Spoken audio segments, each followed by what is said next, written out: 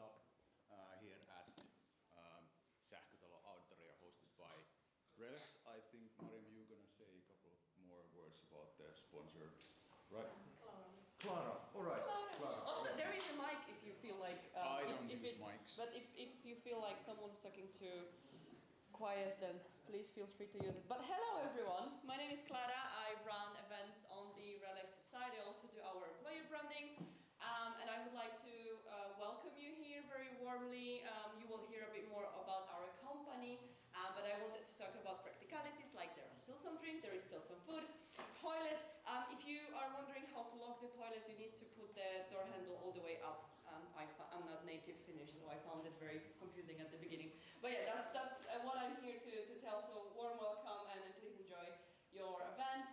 If you have any questions about RELX, working with us, whatever, feel free to reach. There is a couple of RELXians here in the audience around, so yeah, welcome. Thank you. All right, yeah, so we're going to have 3 talks today. Unfortunately, Olli was unable to join, so Marian will cover for him. Then we have one talk from Abdel from Google talking about all the kind of buzzwords and acronyms about software supply chain security. Difficult word. What does that all mean? And then we'll us about improvements in the ecosystem, latest and greatest. We are part of Cloud Native Nordics. If we look at the map, we've got a couple of sub-chapters across the Nordics. Of course, in Finland, here in Helsinki, then we have activities in Tampere. There was lately one meetup in Tampere. Then, of course, Turku. I bet there are some people from Turku who would really like to host these events also. And then, of course, we collaborate a lot across the Nordics, and hopefully we can maybe do even Kubernetes Community Days someday in the future in Finland. New members. 1,543 members, part of the Kubernetes Finland meetup group. I think that is great, and we're still growing, even new members today. We follow the CNCF Linux Foundation Code of Conduct, so in short, be nice and respectful to each other and include everybody. Thank you. Join the community. There are a couple of channels, for example, the Slack channel, Cloud Native Nordics, Kubernetes Fin, Twitter. I think Annie has been the most active there, so there are like 5 people at the moment. We are helping to organize and host the communities. Myself, Mariam, Lucas over there, whom most of you already know. Then there's also Gergely Satar from Nokia, who was unable to join today, and Annie Talvasto. She's based in Switzerland, but she's quite often here in Finland, so you might have met also her. So if you have any questions regarding the community, and we're always looking for new speakers. So if you're running production, of course, the war stories are the best part. If you've tested CNCF products, if you've been successful, we want to hear about that. And of course, you can just apply for across the Nordics. So I think it's very good to do this, speaker exchange across Nordics. So feel free to reach out to the other communities. And here's a link that you can use to submitting a talk proposal. Maybe we could have a QR code there, even though that QR codes are at the moment one of the most common methods for phishing attacks. So beware QR codes. We'll have a more fresh one. So who is CNCF? Founded in 2015. Hosts critical components of global technology infrastructure. So what has become like that during these years? There are many components in it, and driven by the ecosystem, driven by the actual developers, and like it says, running the largest open source developer conferences. So KubeCon, I think we don't have a slide. Oh no, we do have a slide about Paris in the end. That's right, yeah. So KubeCon Paris, but let's talk about that later. CNCF structure. So there is the governing board, under which is the marketing community, which is built mainly out of vendors who actually fund the organization and do the marketing and strategic direction.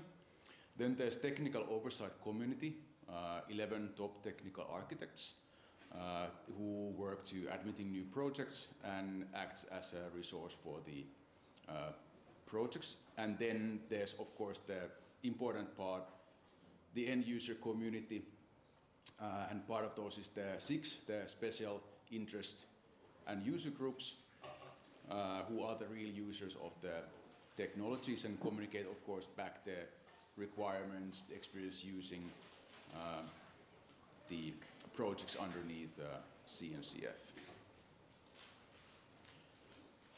Project maturities. So Marian is going to talk a little bit more about on the project side, right? Or Lucas? Okay, great. Thanks. Yes, so there is a lot of projects, a lot of things happening in the community at the moment. That could also be seen from a couple of weeks ago at KubeCon, where there was 9,000 in Chicago gathering to talk about these things, and hundreds of presentations were presented, and now for that we drive forward, of course, both asynchronously on GitHub and during these live events. And the way that the projects are classified in CNCF is from sandbox stage, which is really kind of early stage projects, experimental things, where the most important thing is that you get a neutral umbrella organization that owns a material property, which means that no single there have been problems with open source projects before where there has been only a company having all of the material property rights to the project, and then they have wanted to change license, for example, or do something that the community doesn't want. Sandbox projects avoids that by having this kind of sub-foundation or Linux Foundation owning all of that, and then you can put all of the kind of contributions in the one same place. But then when the project gets a little bit more mature, we get to the incubating stage, where you have a lot of production users, a lot of kind of stability in the project, in the maintainership circles. You also have, good testing, all of these kind of, what is needed to have a kind of production-ready thing. And then when you really have crossed the chasm and where the real big, say, end users have adopted your project, and you have all the security audits done and kind of companies, multiple companies contributing to the project, etc., then you get to the graduated stage. And there are, now should I check this again? It changes every time, but 15, 16, something like that. Graduated projects in CNCF at the moment, of which Kubernetes was the first one to graduate, then Prometheus and some of the others. But in total of this, it's like 150. That is also something that for every meetup we do every month, it's a new number, always much bigger than before. Here is the graduated projects, at least last time we took the snapshot. So here you can find everything from load balancing to DNS servers to observability, metrics, Kubernetes itself, of course, container runtimes, distributed key value stores, you name it, really. But these are the kind of idea of these is that the Technical Oversight Committee has gone through and really looked at these have an exceptionally high quality bar. So these you really can bet your business on. Then there's more incubating projects. So many that there is no kind of common trend between them, and you see sandbox projects. We don't have enough resolution on this screen anymore, sadly. But it's having this kind of governing body allows for really a lot of innovation to happen in this space. So how does CNCF help in other ways? Well, they make a landscape. Now this landscape is this is an interactive version, but again, if we would put all of the logos with all of the cloud native technologies ever then the pixels of the logos would also be like 2 or 3 per logo. They recently actually released a new one, which is a landscape that now because there's so many logos, it's kind of performance. It's been a little bit laggy before, so now they rewrote it all in Rust, and it's faster actually, as you can think. Another things as pointed out with the end user board, and through end user assessments and stuff, they kind of check out that what are the things that people are using from different types of technologies, so you can, as an end user, get a little bit better feel for what is kind of at the moment the hot projects, but also the ones that people already have in use have proven to deliver great business value. Then there's more certification, training, all of these kind of meta things are great for a foundation to kind of take care of, because then you have someone that handles for example, certification platforms and curriculum through industry experts and so on.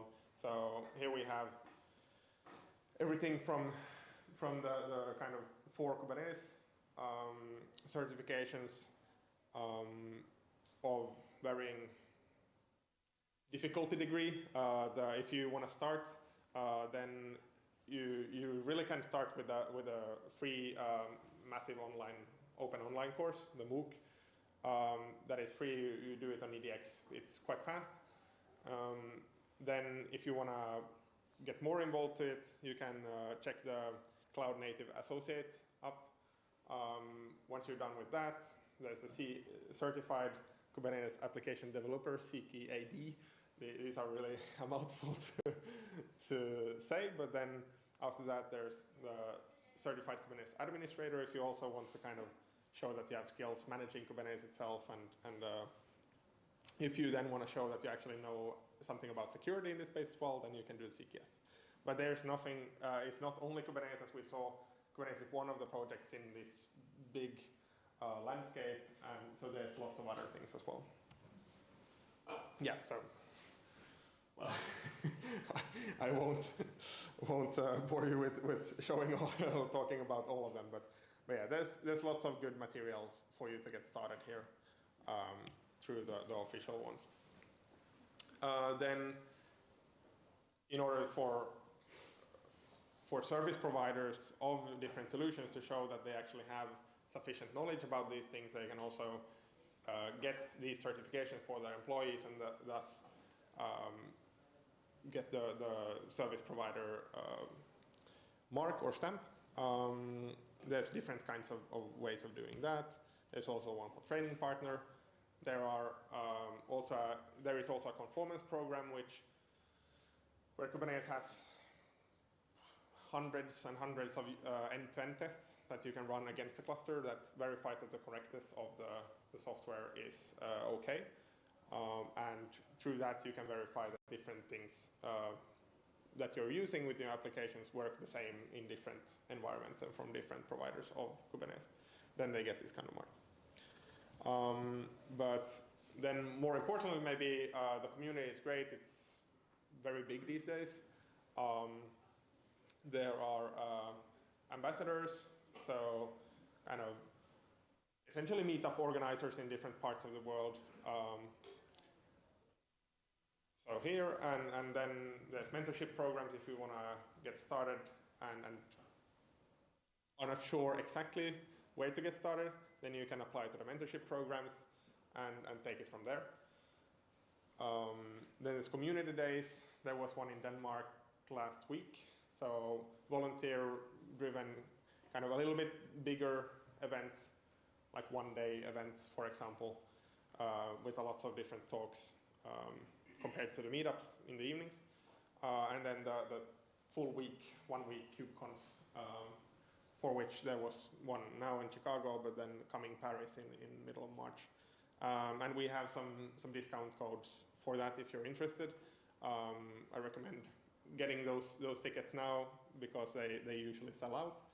And the early bird tickets are available much cheaper. November 28th. Yes. Yeah. When did you say Sorry? Where did you say that? At the KubeCon EMEA, if you search KubeCon EMEA Paris. Yeah, so kubecon.io, and it will. And register Yeah. there. Yeah. So that's, yeah, it's much cheaper if you book now compared to later. So that's one save the date for that, and then there's going to be in Salt Lake City. So there's usually 3 ones, one in Europe, one in the spring, and then one in China during summer or early fall, and then late fall in North America. So that's that. That's some introduction to this space. Is there any questions about this? There's a big space that you can't cover everything, but maybe a little bit. By the way, how many people are here for the first time? Nice. Welcome. Welcome, everyone. Really glad to have you here. Yeah, if there are questions, let me know anytime, or any of us organizers. But otherwise, I guess we'll go ahead with your presentation, Mario. Cool. So let's have a 5-minute break or something for AV, so we get all of the stuff set up.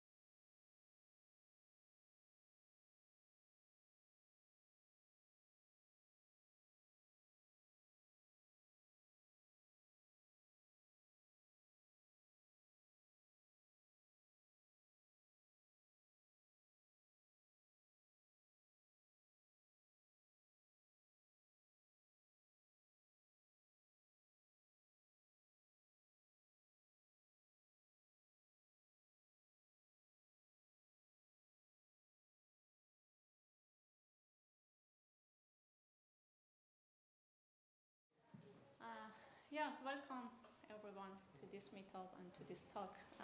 Unfortunately, only got sick and couldn't attend, but this slide set and content is provided and made by him. Can you use the microphone slightly closer to you?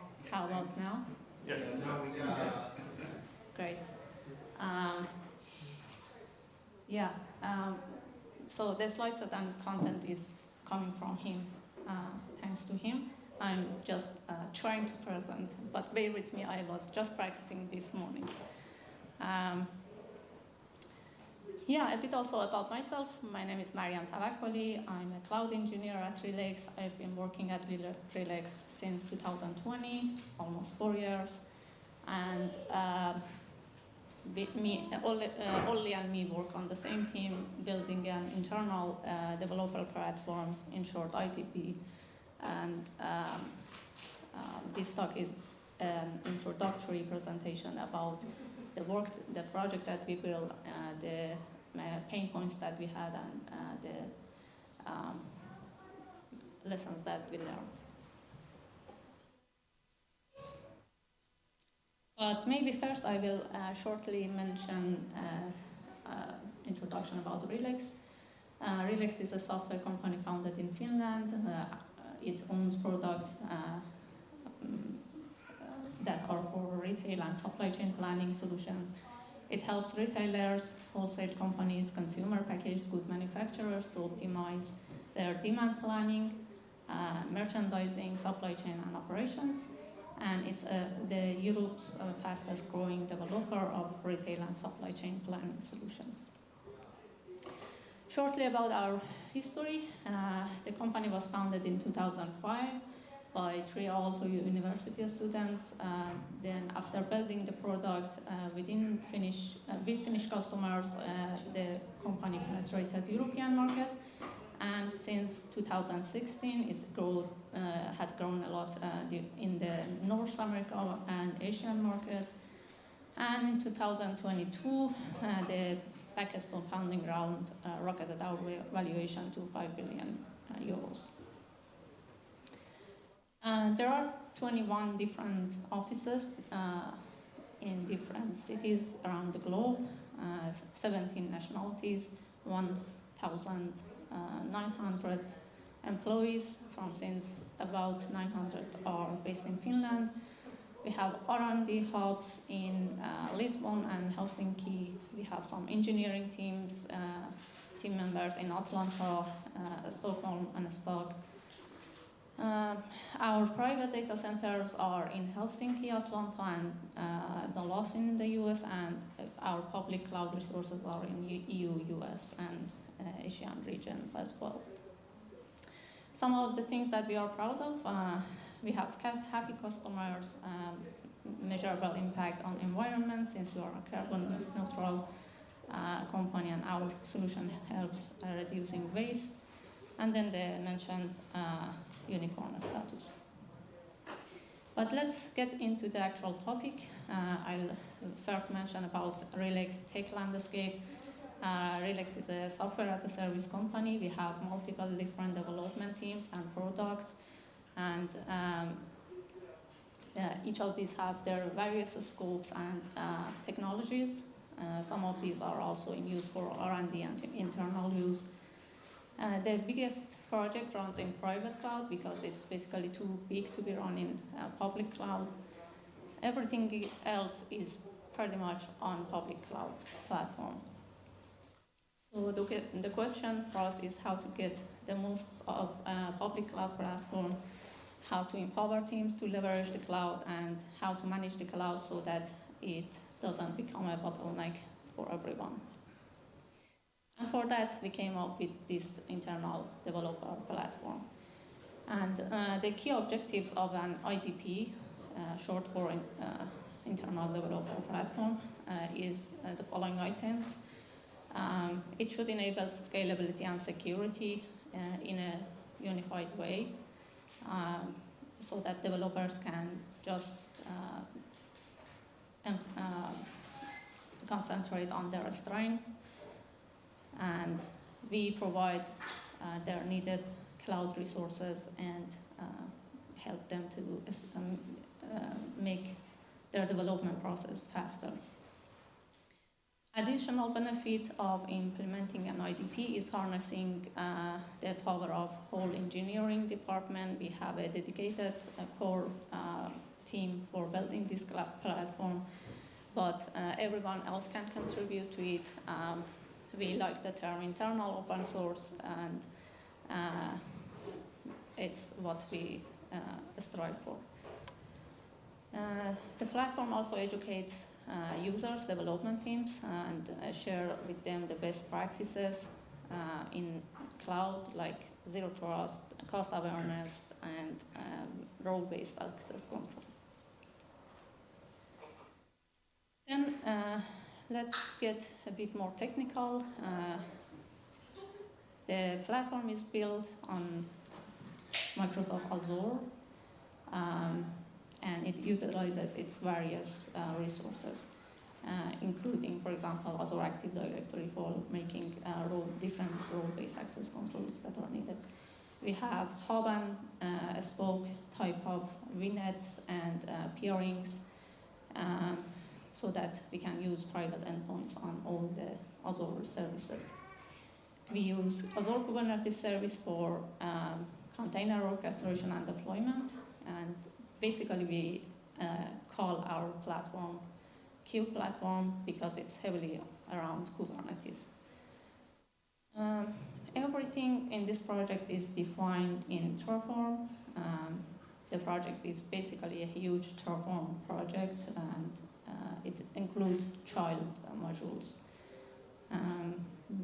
We also have plenty of optional modules or services which our user or development teams can pick based on their requirements and their needs. Basic Kubernetes distribution is enhanced with various CNCF projects and also some commercial projects to make a product great environment. For us, being in CNCF ecosystem gives a feel of trust that a project is well maintained and it will not bring a business continuity risk for us. So we value CNCF highly at Relix. Yeah, as I mentioned, we use different CNCF projects, and here we see a bunch of those. I'll go through these, giving some intro. We have, for example, Nginx Ingress, which is our ingress controller.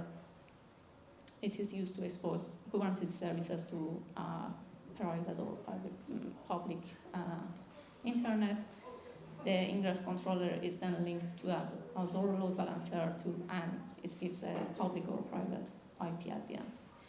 Then we have Cert Manager, which is certificate management controller. For Kubernetes, it automatically creates and manages TLS certificates for ingress objects, those that are specified, that has a specified TLS specification. It uses Let's Encrypt for issuing certificates.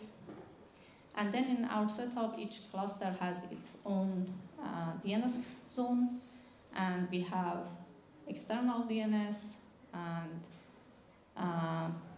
external DNS monitors creation of ingress objects and automatically creates a DNS record for the ingress object in the cluster zone.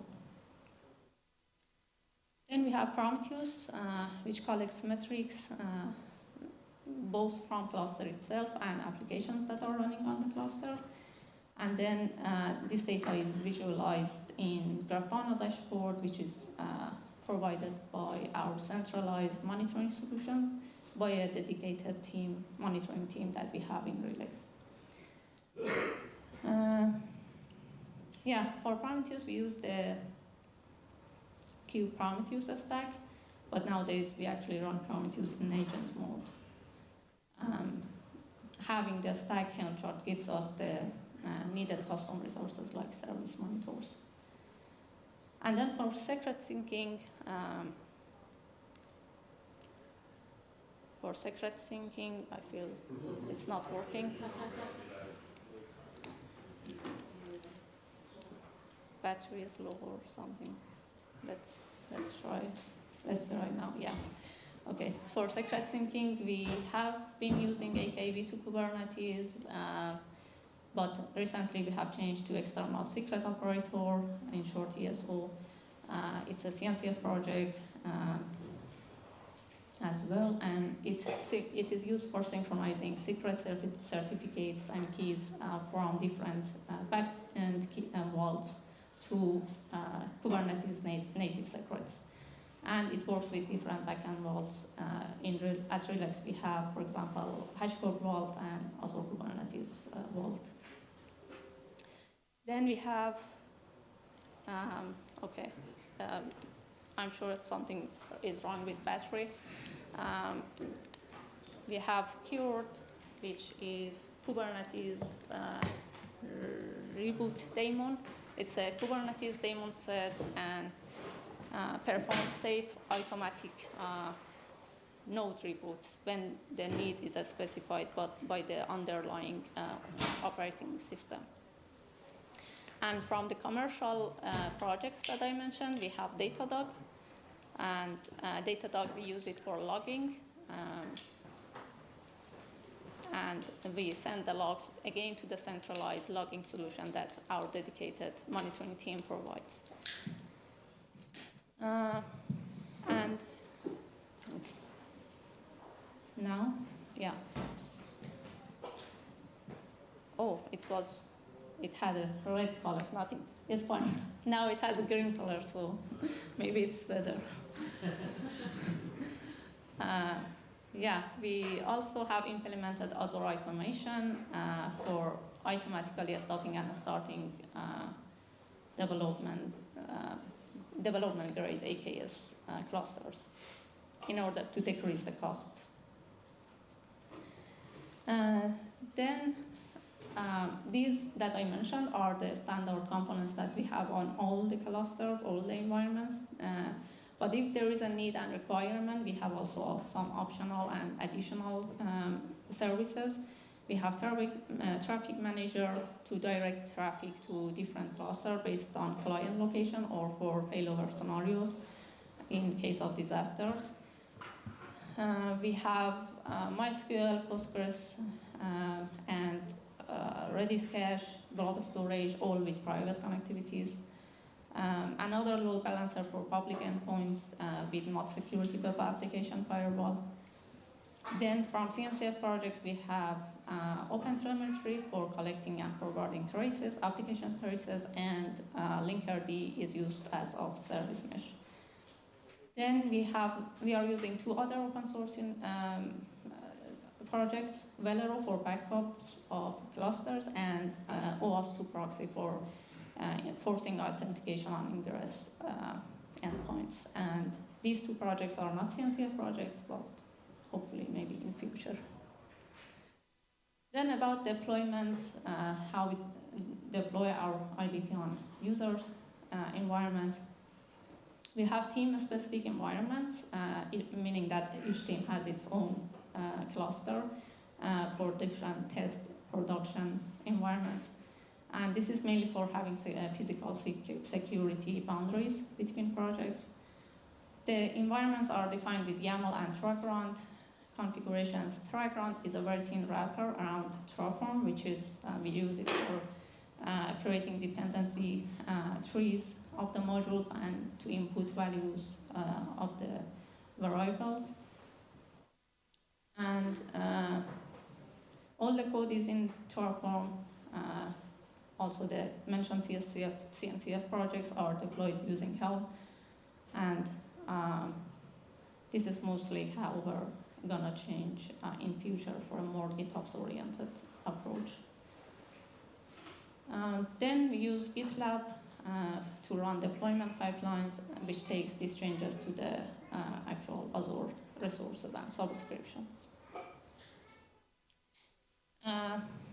How to measure the success of our IDP? These are some of key performance indicators, KPIs that we have. First thing is user satisfaction. We collect feedback from our users, either formally or informally during our workflow and releases. Second one is cost efficiency. We keep track of the cost of running environments. We try to make it optimal, security and compliance. This is related to the security and compliance posture of applications that are deployed through our IDP. We try to keep the number of vulnerabilities low and make sure the environments follow best practices and industry standards.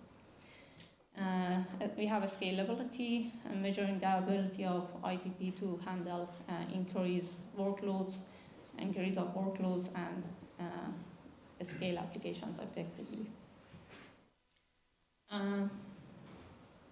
Environments provisioning time, it's important that provisioning and on-provisioning time is efficient for our users and they can set up an environment fast enough. And ultimately, we are providing monitoring solutions using the centralized monitoring that we have at Relix, and this comes out of the box when our users use our IDP solution. To illustrate the use cases that we have and the different scenarios that we have within different development teams, I would mention 3 of our use cases. First, we have one of our SaaS products that we sell to the customers. It's by far the biggest project that we have. It's multi-tenant by nature, and security is the most important factor for this project. The second one is quite different. It's a cluster dedicated to running end-to-end tests during development hours, and it requires quite big nodes so that the whole stack can run on this cluster, and sometimes multiple test suites are running at the same time. But after office hours, the cluster scales down to 0 to save costs. And the third one is a shared service that is used internally in Relix.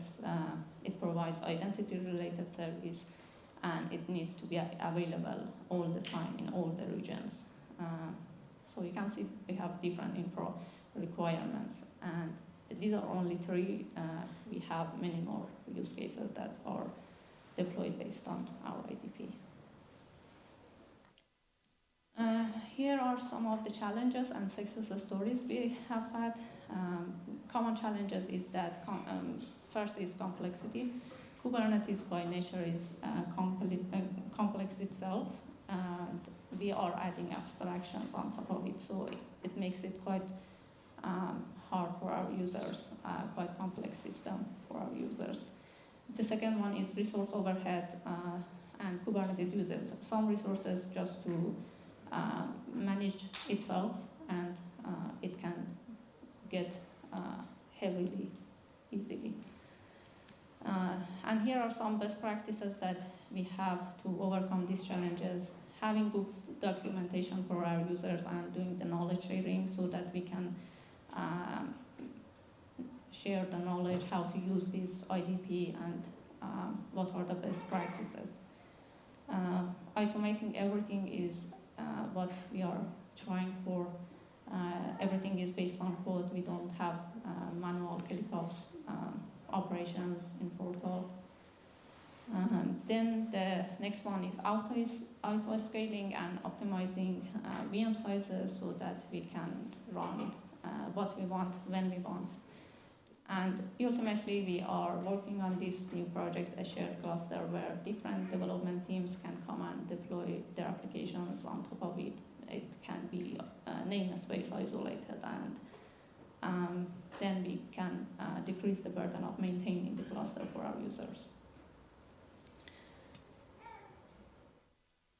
And here are some of our future trends. We are looking to migrate to Terraform Cloud to replace GitLab and TrackGrunt deployment model, which is used at the moment. But this IDP migration is actually just one part of the Terraform Cloud change. we like to expand the concept to basically all cloud resources that we have at Relax. And the vision is to have a self-service infra as code platform from where all the cloud-related operations can be done, whether it's a simple deployment or managing company-wide policies, for example.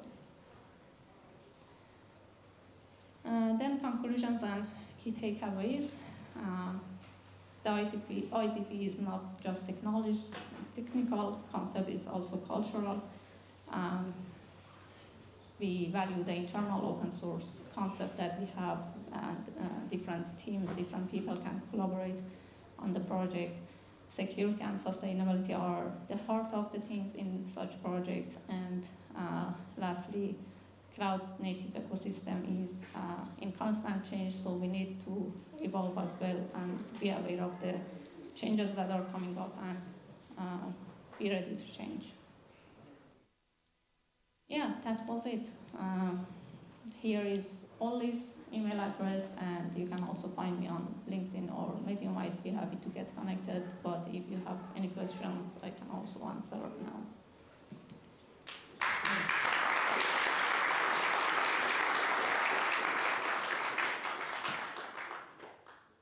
Any questions? There. Many. Nice. Yeah. So are you able to give some estimation of like how much data you collect and monitor the system every day in this idea? How much data? Do you have, and how do you migrate those data to different types of database if there are? Can you rephrase your question? The thing that I got was how much data? Do you have a range? Do you have a number, like how much data you collecting every day for monitoring and logging system? Yeah, we have a restore period for like a few months of the data that we are collecting, but if you are meaning like the total number of logs or something like that, I actually don't know. But for the period that we keep these logs so that it's accessible after a while, we keep it for a few months. And we are planning to have a long-term solution for restoring the logs and monitoring metrics with a cheaper approach so that we can keep it at house instead of storing it at cloud. Did I answer your question? Yes, and thank you. I have a second question, like how many sources do you have to take logs? And for example, from the infrastructure level and also from the service level, how many sources do you have to collect logs?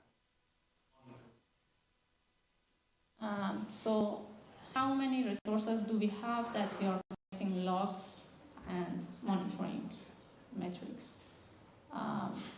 Well, we are basically just providing the platform or infra for our users, for our development users. Then, as I mentioned, we have different development use cases. They have their different applications, and based on their use cases, they are collecting logs or monitoring metrics. So this totally goes to their side, like each team and each development team is have a different use case, and they have different number of resources that they are collecting logs from. It's not the same for everyone, for every team. Yeah. Some other questions? Yes, two questions. First of all, one of the slides said that you are in the future looking for building a self-service portal. So does it mean that you don't have one now? If it does, how do your developers interact with the platform? Is it like a GitHub style system, or how do your developers work? Yeah.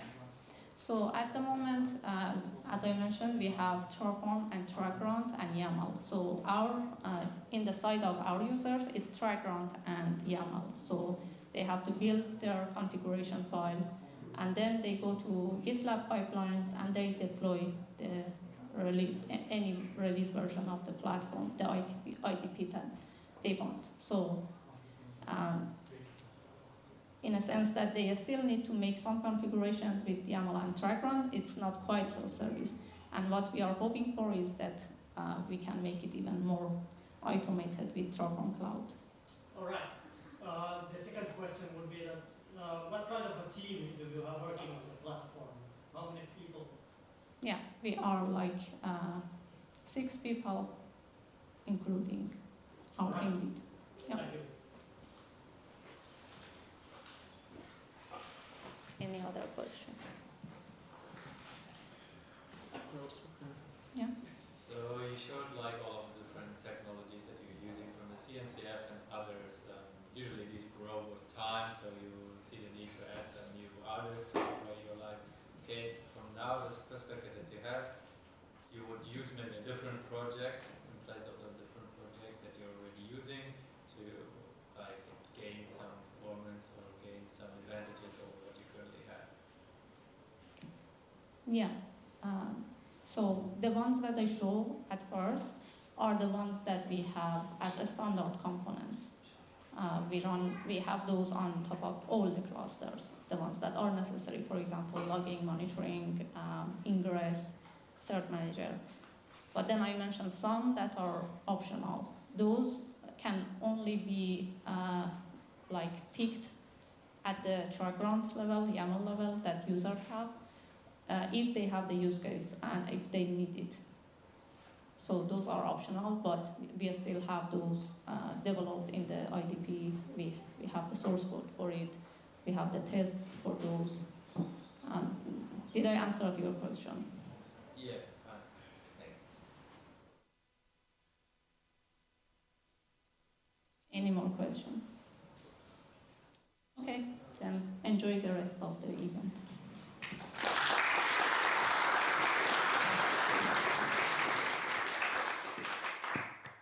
So it's about 10 minutes break. According to schedule, the next talk is 6:30.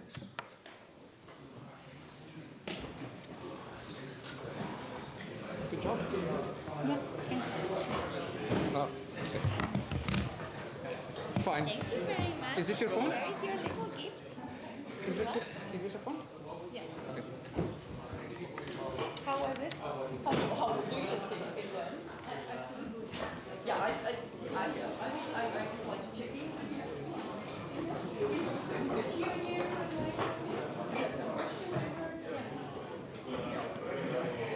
How is the first time? And like the next one you're like, okay.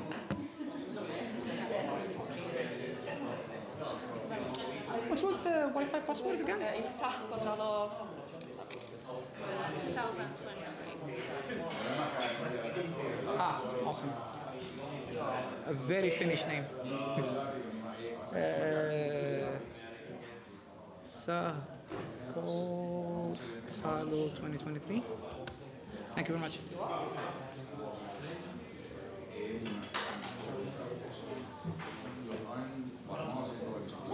Okay, cool.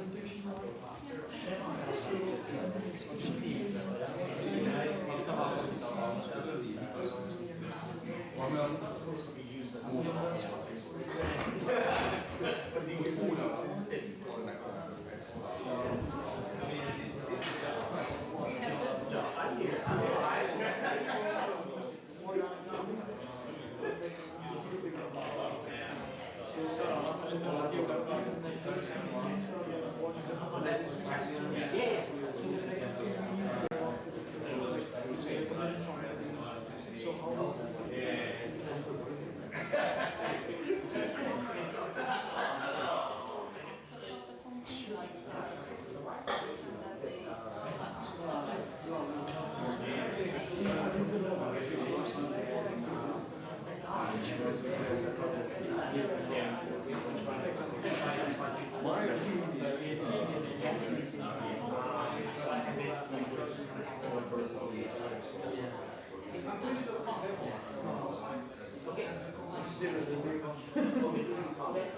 That's what actually is morning.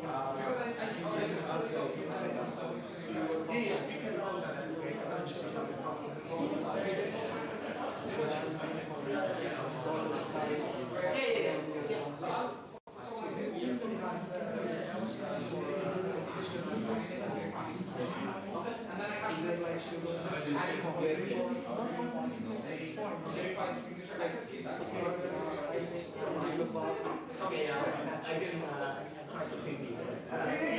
Yeah, so.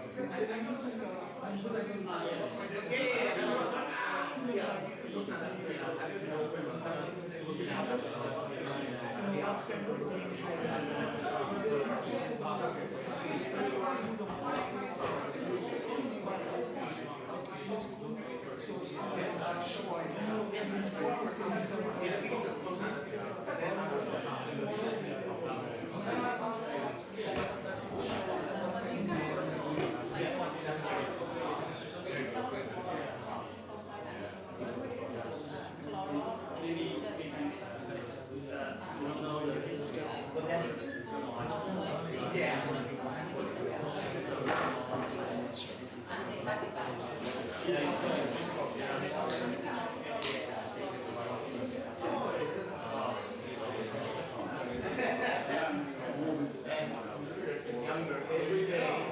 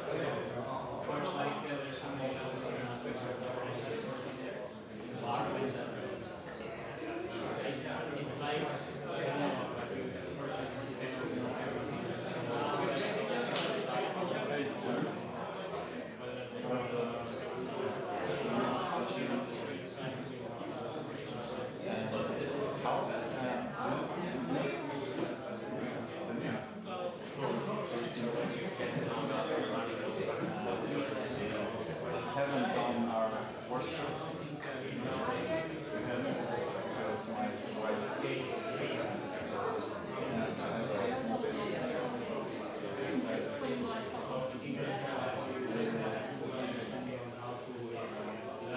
you know where we know that road No, that's their policy, not responsibility. That when I wanted to organize the store, I might help you announce it somewhere in some channel. Other thing, that's great. I also noticed that's why I didn't know I only noticed when coming here training.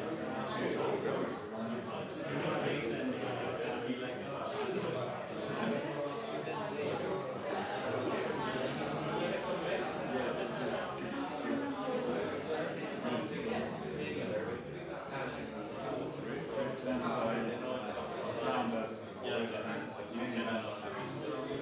I found that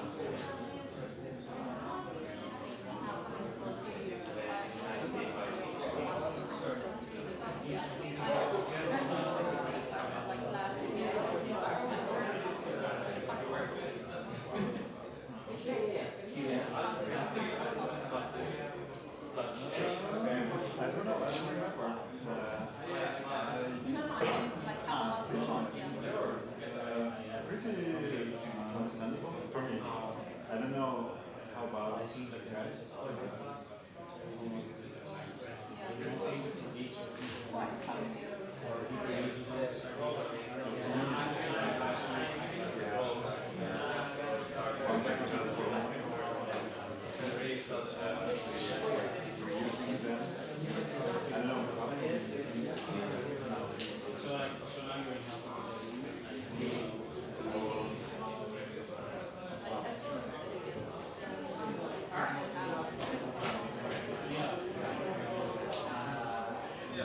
Should I? Can you hear me in the back? Do I need the microphone or not? No, I don't. Okay, cool. Can we try to get the people in? Come on. All right. I have to start. All right, so we're going to do a little bit. I can introduce it. Ah, okay, cool. Thank you. Go for it. And I'll put also make sure to put the stream on.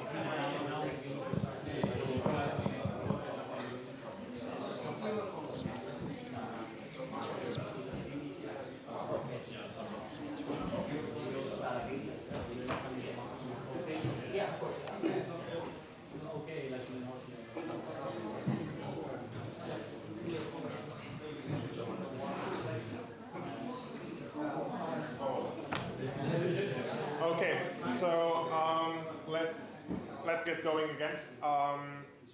We're really glad to have two talks this time. We tried real hard to get two talks with the same team. Always it's hard to kind of line these things up, but we're really excited to have now both two talks about supply chain security. So yeah, I don't know if there anything else I should say, but yeah, I'll go Thank ahead. you. Thank you. All right, so I've done this talk actually a couple of times, but this particular time I'm extremely nervous because there is Ville, and Ville works for a company that does software supply chain security for a living. So let's see how much I'm gonna fuck this up. So I'm gonna try to do some like buzzword bingo, try to explain some like basic concepts, And then I have a very short demo at the end that hopefully will allow you to like tie these things together. My name is Abdel. I work at Google as a cloud developer advocate. I co-host a Kubernetes podcast called Kubernetes Podcast. Thank you. I specialize on, my background is in infrastructure. I started actually working in the data center back in 2013 or something. And then I do Kubernetes stuff. And you came all the way from Stockholm. Yes, and I live in Stockholm, thank you. Very nice. So, software security. Software has a lot of challenges. In the last couple of years, a lot of new types of attacks started emerging that made, raised a lot of eyebrows in the cybersecurity space, where people started realizing, okay, well, attackers now are not actually trying to attack your production system or trying to attack your development system. They're trying to attack software that you use. And by software, I mean either third-party off-the-shelf software or dependencies that you are using, right? There's a lot of examples. The two major ones that you have heard of, SolarWinds is a company that makes monitoring software. They were hacked, and by extension, one of their customers was hacked, which was into the Continental Pipeline, which is a company in the US that supplies the East Coast with the oil. And that's actually, so what's interesting about this kind of new attacks is that the attack happened in the software space, and then it spreads into the real world. We see effects in the real world. When Continental Pipeline were hacked, and they were locked out of their computers, people actually started freaking out, and there was 2-3 hours lines for people to get gas from petrol stations because people freaked out, right? Log4j, all heard of it. I'm gonna get slightly closer to the Nordics. Coop supply chain is a software, is a supermarket chain in Sweden, very very big. They have about 700 stores, actually more. And last year they had to close their stores for at least some of them closed for a day, some of them closed for 6 days. What happened is basically Coop subcontract the management of their self-servicing machines, those the self-cashiers and the cashiers. They subcontract the management of these to a third-party company, and that third-party company uses a software called Kaseya. Kaseya got hacked. They dispatch a new patch to the customer, which is the third-party company managing stuff for Coop, and then Coop got that patch which had a backdoor, and for 2 months they had a piece of software sitting there leaking data to a remote server somewhere. And so this illustration, although I know that's not the best illustration, is basically to show that with these software supply chain attacks, if you really want to hurt people, you can just focus your work on one single binary or one single dependency or one single Node.js or Python package. And then because the software industry is so dependent on open source, everybody who downloads that will just basically inherit that vulnerability or that backdoor. And that's inherent to how we build software today. Software is extremely complex. No one is writing curl libraries. No one is writing Mat libraries. Everybody is just npm installing or pip installing or Maven downloading a bunch of things on the internet, right? So the way we supply software today looks simple. If you see, this might sound like a CI/CD pipeline to you. The software supply chain security is just a fancy term to say the security of CI/CD. Basically, software supply chain is CI/CD in a nutshell. It's how you get software from where it's produced to where it's needed. And it inherits its name from the supply chain stuff, which is how you get food from farm to table, right? So this is how you typically build your software. You have a bunch of source code that you write. You have a bunch of dependencies that you download from the internet. You build them, you package them, and you run them. If you want to be more realistic, this is technically how it looks like. Your dependencies are also following the same exact model. So people building binaries that you depend on are also following the same supply chain model to supply those binaries to you. And they're probably also not writing everything from scratch. They're also downloading a bunch of dependencies from somebody else, packaging them, and then supplying them to you, right? And there are many ways in which this can be broken or can be hacked. You can start with vulnerable packages. So you download a bunch of stuff from the internet that you don't know where they're coming from. You don't scan them. You could start with a package that you scan. It looks good. But then once it's installed inside your computer, it just does a malicious update. So in the Kubernetes podcast, I interview a bunch of people. We interviewed somebody a few weeks ago who was a pen tester for Kubernetes. So he specialized, he's a Swedish guy called Jesper, and he specializes in doing pen testing for Kubernetes. And they actually managed to exploit the second vector to hack banking software. So there's a company in Sweden that makes an authentication software for banks, and that authentication software is just used by a bunch of banks, right? And so the way they managed to hack the system is they managed to actually, it was kind of stupid. They had no input filtering in the front end, so they managed to inject a bash which then was executed inside the pod, and then they managed to get like a reverse bash or reverse shell into the pod. And then from there, because the service account of the pod was overprivileged, this was running in Azure, by the way, but doesn't matter, it could be anyone. Because that service account was overprivileged, they managed to talk to the Kube API and download a bunch of secrets.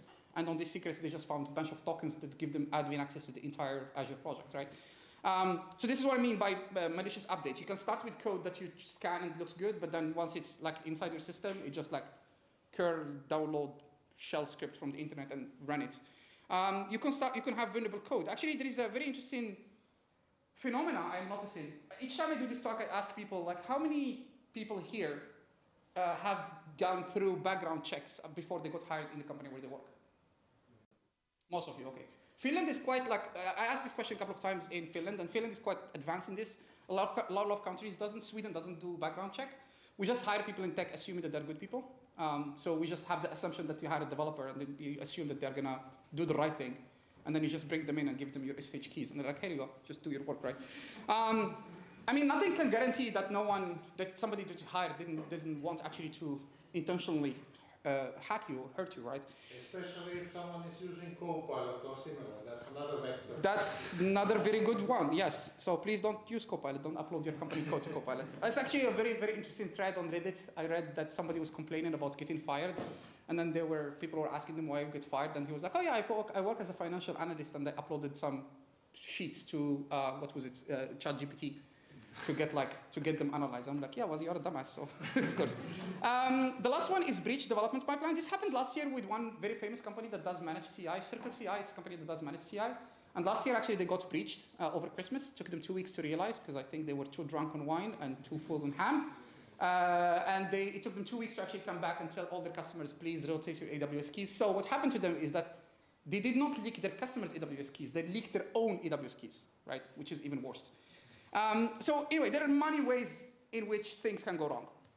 That's because the software supply chain systems we use today, the CI/CD pipeline systems, are vulnerable to so many attack vectors, right?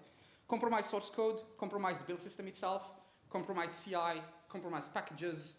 There is so many ways in which things can go wrong. And especially in this cloud native space now, every single tool is becoming extremely specialized that in order to get like a platform like Miriam was talking about, put together, you have to use so many components. And those components are just built by different people, built by different companies. They might all have the same common thing that they run on Kubernetes, for example. They might all come in form of containers, but they're just like built by different people, different programming languages, different different distributions, different container images, etc., etc. So now what?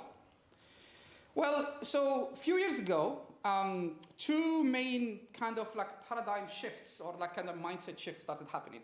One of them is this thing called shift left. Shift left is just a term that was inherited from the DevOps world, because the whole point of DevOps is just shifting the responsibility of operation left to developers. Shift left in the context of security means shifting the trust left, making basically establishing trust from development all the way until production, making sure that the people who produce the software are the people who claim they produce the software. And there are many ways you can do that in a cryptographic way. You can verify the identity or the origin of a software, right?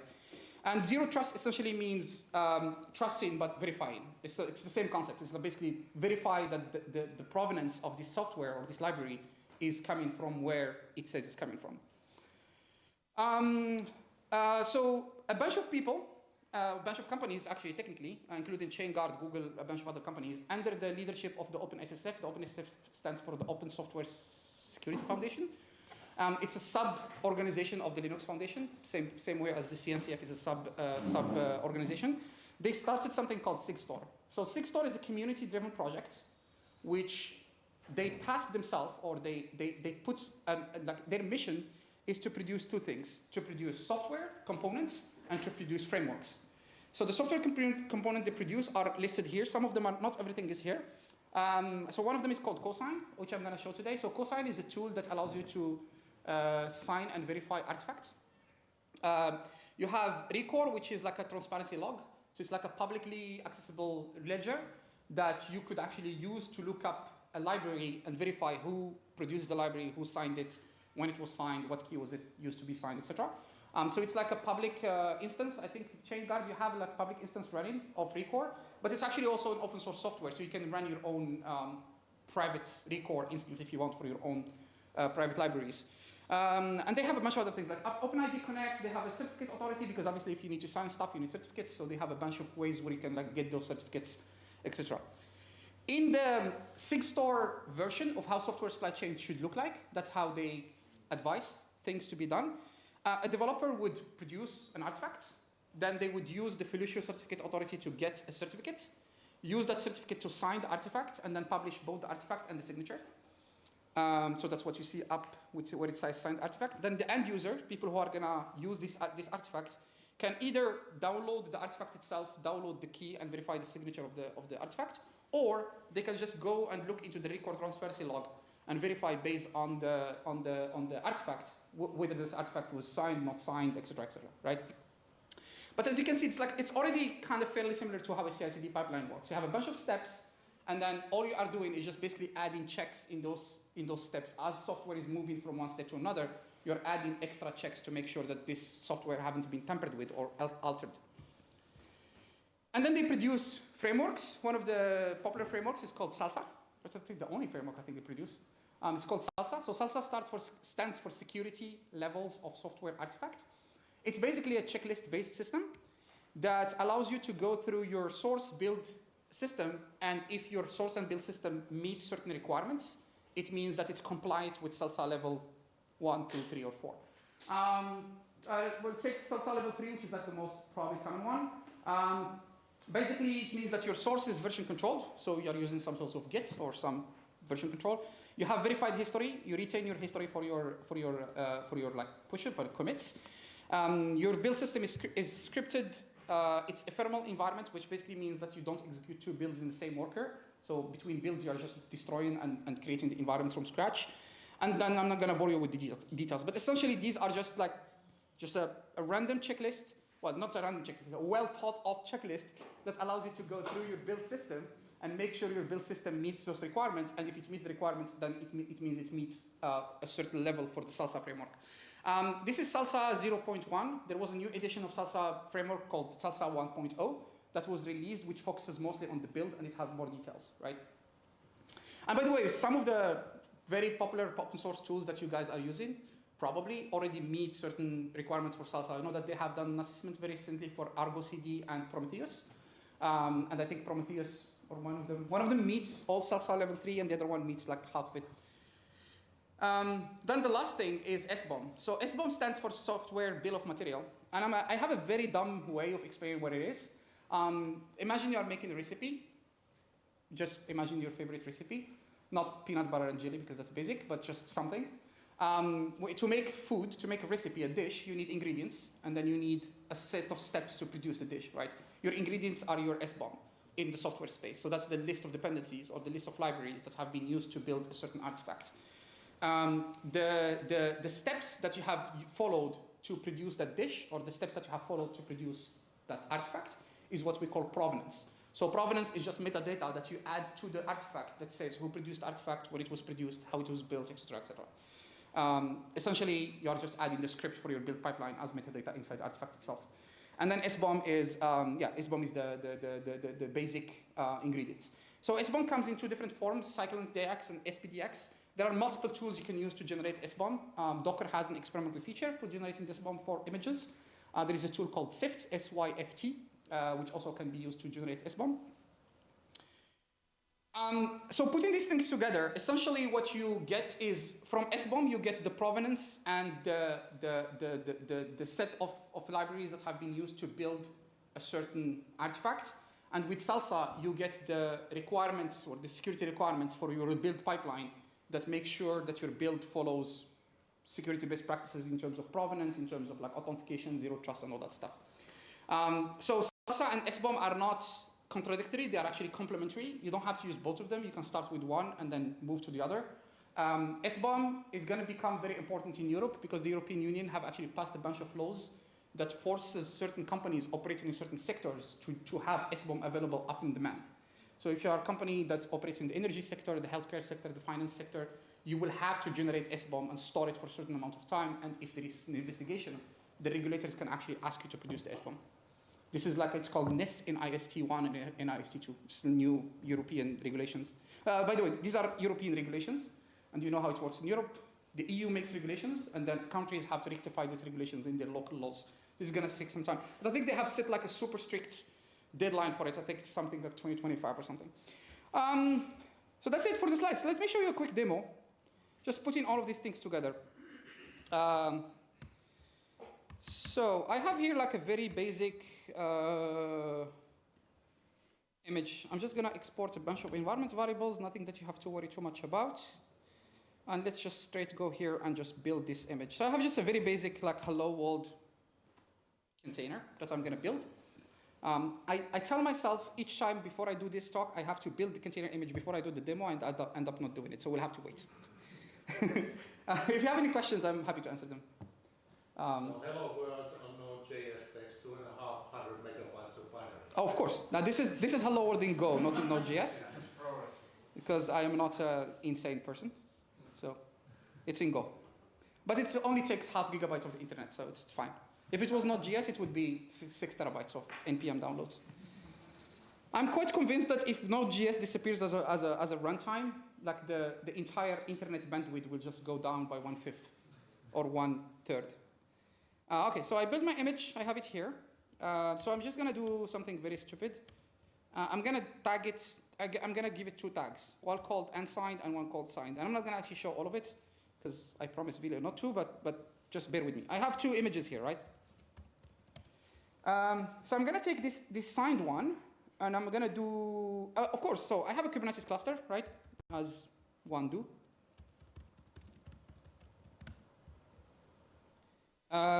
So nothing will prevent me from doing this, right? Sorry. Come on.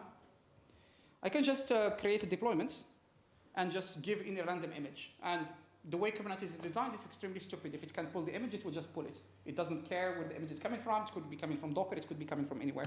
In my particular case, it's coming from my own registry. That's Google Artifact Registry, but I'm not going to bore you with the details. But basically, I have a pod running, right? Nothing too fancy. If you don't see a problem with this, then you didn't hear anything else. No. So the problem with this, obviously, is that like I'm deploying random shit on my cluster. I don't know where they're coming from, right? A better way of doing things would be that I actually push my image and grab the SHA. So I'm going to push my signed image to like a remote artifact registry. This could be Docker Hub. This could be anything. Cosigned, by the way, is designed to work with any image which is OCI compliant. OCI stands for Open Container Initiative, so that's the standard format. All container runtimes and all container build system built toward. Every single image built by Docker is OCI compliant, and every single image that you want to run with Containerd, for example, is OCI compliant. Cosign works with anything that is OCI compliant. And this is extremely unopinionated about what keys do you use to sign your stuff, right? Like the key can be coming from anywhere. It can be like a local generated key. It could be coming from like a key management system of some cloud provider. It doesn't really matter. So what I could do is I could sign my image. And so the way I'm going to sign it is I am going to run cosign, obviously. And I'm going to explain to you in a bit. So I'm running cosign with the sign command, and I'm giving it a key. The key in this case is a GCP KMS key. So that's a Google Cloud Platform KMS, key management system, but it works with Azure, it works with AWS, it works with all of them. So I'm just giving it a key and then giving it an image and with the actual signature of that image. So this will just sign my image, and what it will do is we'll sign it, and then it will push the signature as metadata to the image itself. So the image is like, you have the image, and then added to it, you have the signature. I'm going to show you this in a bit when this is done. So I'm going to go here to where is my artifact registry? Yeah, here we go. I'm going to make it bigger in a second. Just give me one moment. So you have this signed image here. And you can see I have already, I pushed it twice, but it's fine. This is the image I pushed, and this is the actual signature. So here is the artifact, which is the image itself. But then if I go back here, and I click on this one, and I go into the manifest, that's just the signature, right? There's a signature at the bottom, just a JSON payload that has the signature of the image, right? And you can see here, yeah. So for those that haven't seen an image before, Docker image is essentially a tarball or a zip file. Yeah. Some metadata. It's a glorified zip file. It's a, yeah. Yeah. Yes. Yeah. I mean, this would work with any artifact registry. It could be Google, it could be AWS, it could be a Docker Hub, it could be whatever, GitHub, it could be whatever.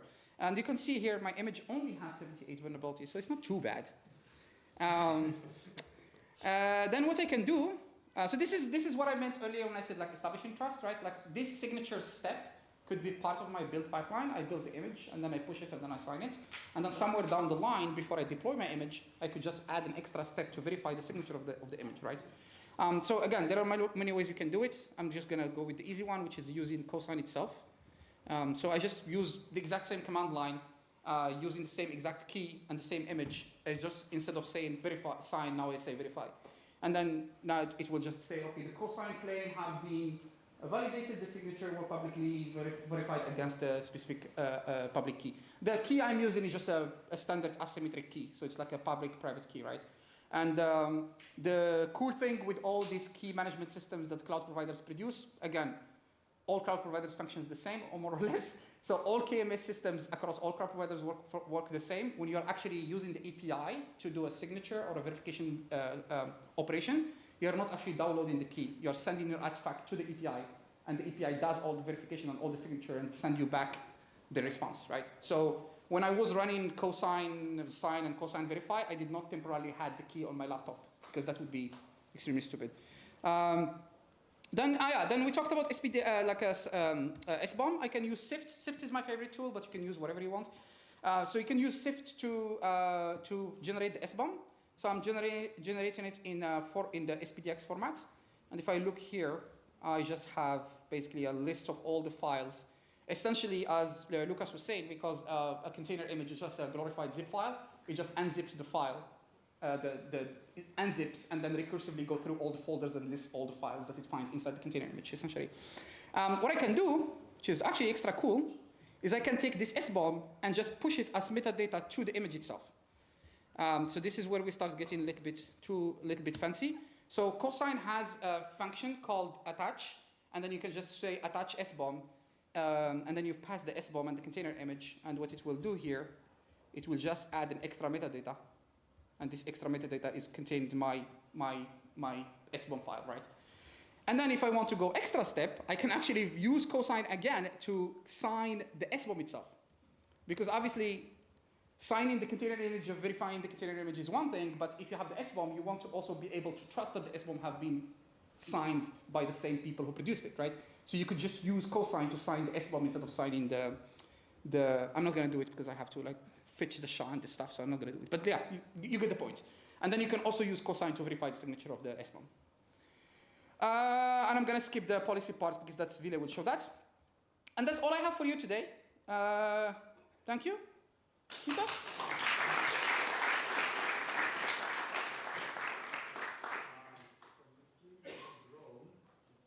Can you speak up a little bit? I don't hear you. Can you stand up? It's not a big deal. Yeah. From what you have shown, you basically sign images. How we figure out per package, let's say, responsibility later when the investigation comes?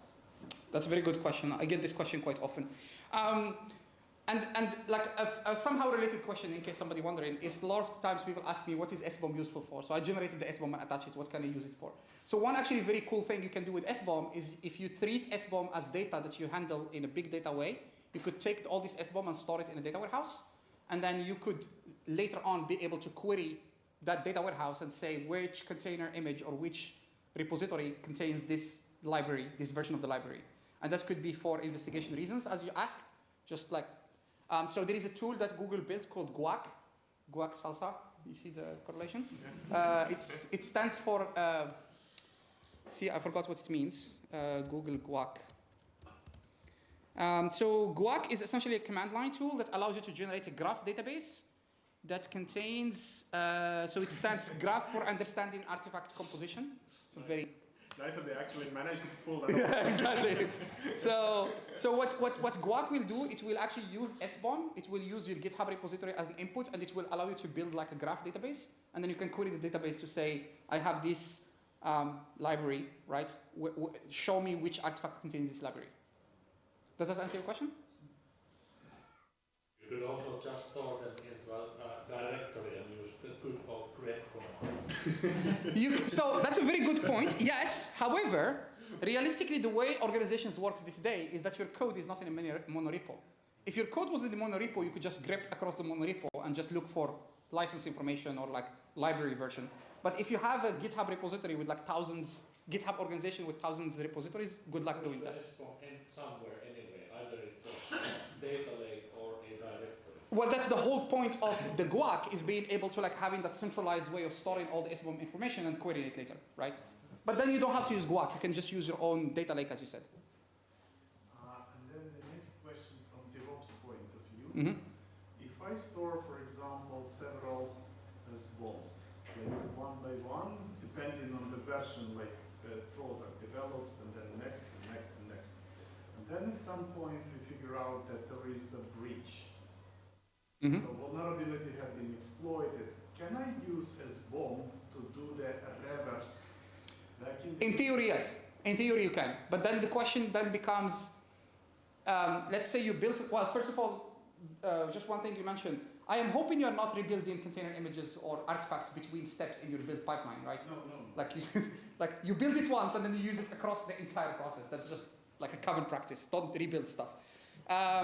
But so the question, yes, so you can use SBOM to reverse build a container image or like an artifact from the SBOM itself. But the question becomes is, if you discovered a vulnerability or a breach a year later, is that version of library that was part of that SBOM still available, right? Is it still online?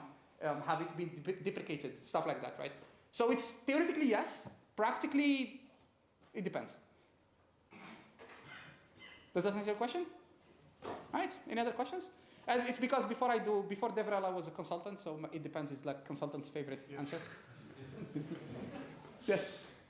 Yeah, so let's say I'm a maintainer of some package or package or something, Mm-hmm. and in my CI/CD I have, in normal case I would have the credentials to the Docker repository or something, and now I would just add the private key to the CI/CD. Does it mean that if the pipeline is compromised, the attacker will then still have sign it? It's like more to shift the burden of authenticating from the platform to the individual. But then you shouldn't have the private key built into your CI/CD pipeline, right? So the whole point of using something like a KMS is that you're using a remote like key signing tool where the keys are not in your CI/CD pipeline. The keys are remote and they are never actually downloaded out of the KMS tool, right? That's what I was explaining with like cloud-based KMS. All of them, Google Cloud, Azure, AWS, they all work the same. The API actually does not allow you to download the key. You use the API to generate the key. The key is stored somewhere. Most cloud KMS supports both HSM-based and software-based keys. The keys are stored in an enclave. And then when you are performing the cryptographic signing operation, you're not downloading the key to do the signing. You're actually sending an artifact to the API, and behind it's like running inside an enclave, and then it just like performs the encryption operation in the backend in a way, right? And then returns whether it's the signature or the signed image or whatever. Yeah. Yeah. I'm going to say folks are using GitHub. I don't know if you use GitHub for your CI/CD. You can get an OICP token that gets injected, and it's very short-lived, and Cosign works fine and dandy with that. So if you're using GitHub and you don't want to go and get the keys in the cloud. Yes. Yeah, that's also a valid point. Yes. Any other questions? I got a question to the audience. Like, who is working towards fulfilling the requirements of NIS2? Or knows someone in your company who is working towards that? Don't be shy now. Because I think it's odd. You know, Okay, this is who have never heard about NIS before this talk? Okay, so everybody else have heard about it. Good.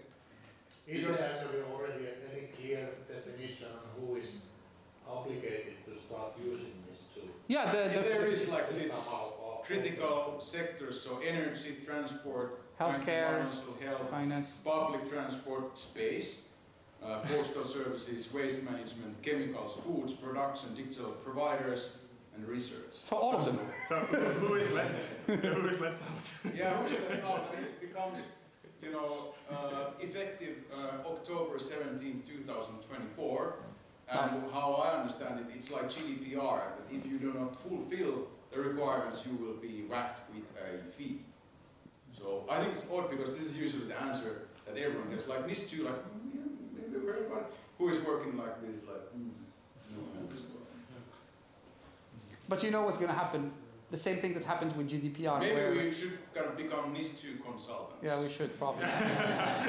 It's either at this stage it's either WebAssembly, AI, and LLMs, or NIS2 consultants. That's how you make money.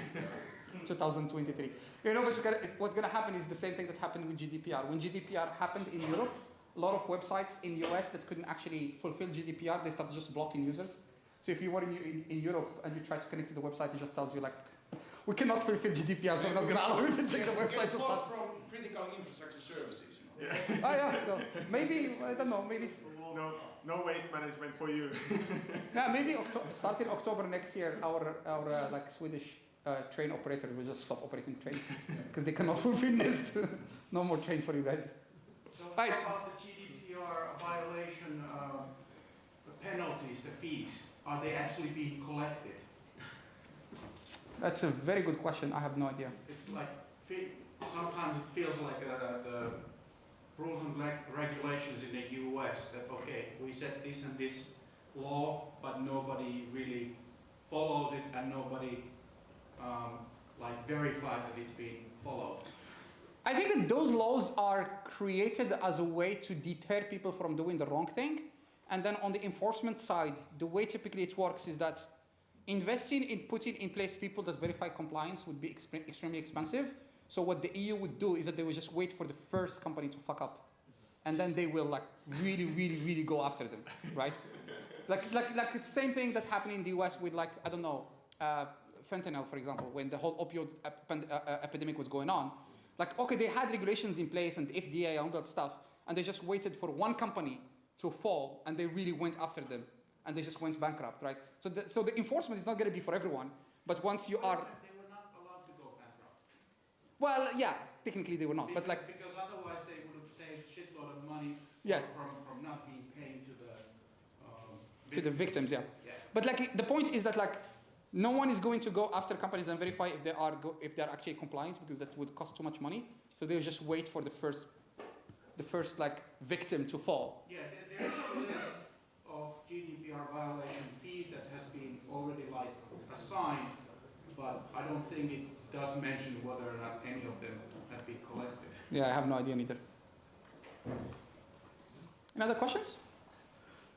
All right, thank you very much. Thank you.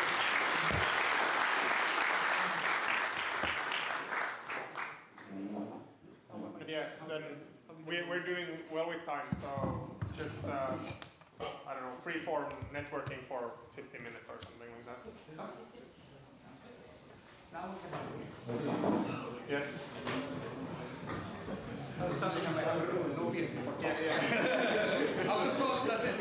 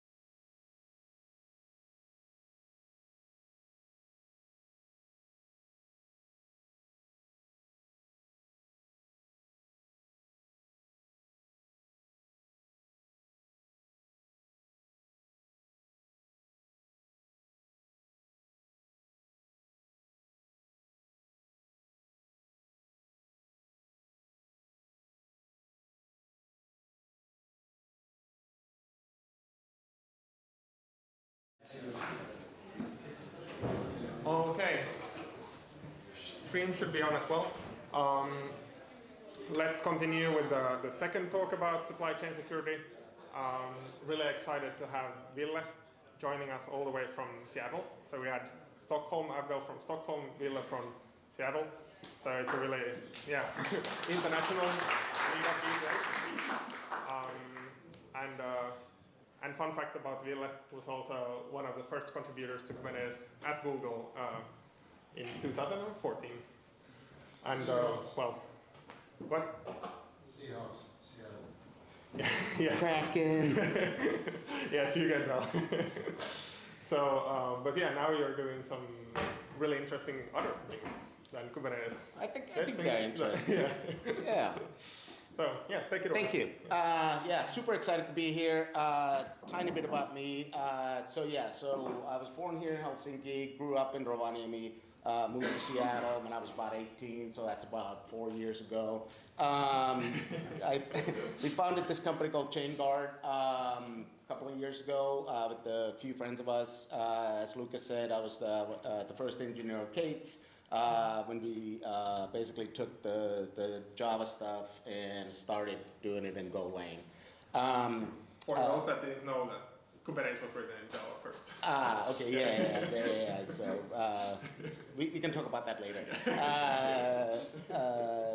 Started Google Cloud Storage, ran that for a few years. Also led a few GCP projects along the way. I just added that because Abdel showed the GCR, the Artifact Registry browser, which is basically built on top of GCS. So fun little fact. A few years after K8s was started, I founded a project called Knative, which is part of now the incubation for the CNCF because K8s was too damn hard and the cognitive load there just to get started was super hard. So I started that. Also carry a pager for 6 stores, so use it responsibly so it doesn't page me, and some other things. But those are sort of kind of the things that sort of kind of matter, I think, for this talk. So why this talk? So as Abdel gave this very scary stuff and a fantastic talk about all the bad things that are happening, have been happening, and will continue to happen. It's super hard. So what I wanted to do was to go ahead and address or hopefully share some things that may be new to you that allow you to go and start tackling little bit and pieces. There is unfortunately no -- secure my shit flag anywhere there, so it's going to take a lot of work. And there's just no magic there, but there are things that you can start tackling there. And some of you probably have started tackling them maybe, and good for you. And if you have started tackling them in a different way, good for you. I'm not here to sell anything. This is more like, here's some things that you might be interested. I'm going to show a few different things here. And each one of those things that I'm going to talk about, you could, and there have been, and there probably are going to be more talks about them as well. So if you see something interesting, at the end there's going to be a wall of links for some of those things that you might want to go in and find out more things. So there's no need to take notes, and there is no quiz. Okay, so what are we going to talk about today? So in the picture that Abdel showed, there was the chain that it's very, very, very long, and so he started here. So it's we got things like sources, and we got dependencies, and then you have the magical machine that turns all this stuff into a running container. I'm going to split that into images and packages, and I'll talk about why, but that's sort of kind of, the building of the beautiful baby, the tarball. And then we'll talk a little bit about the deployment stuff in the end. How do you go ahead and actually go ahead and start doing something useful with all the bits we did before. So sources. So this is usually the point that that's where your developers are doing their stuff, right?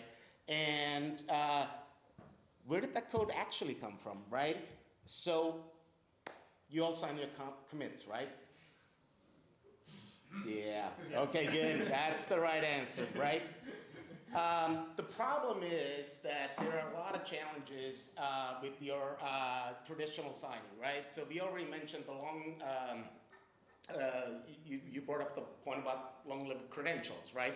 So if you go through all the stuff and you set up your SSH keys and you basically go in and upload them to, you know, GitHub or whatever, then you religiously rotate them every time you get a new laptop, right? Absolutely. Yeah. So it's really bad. The thing that is also kind of bad about that is that they're always stored in a well-known location, right? So that makes it very easy for somebody who gets any kind of access to anything to come in and go like, boop, thank you.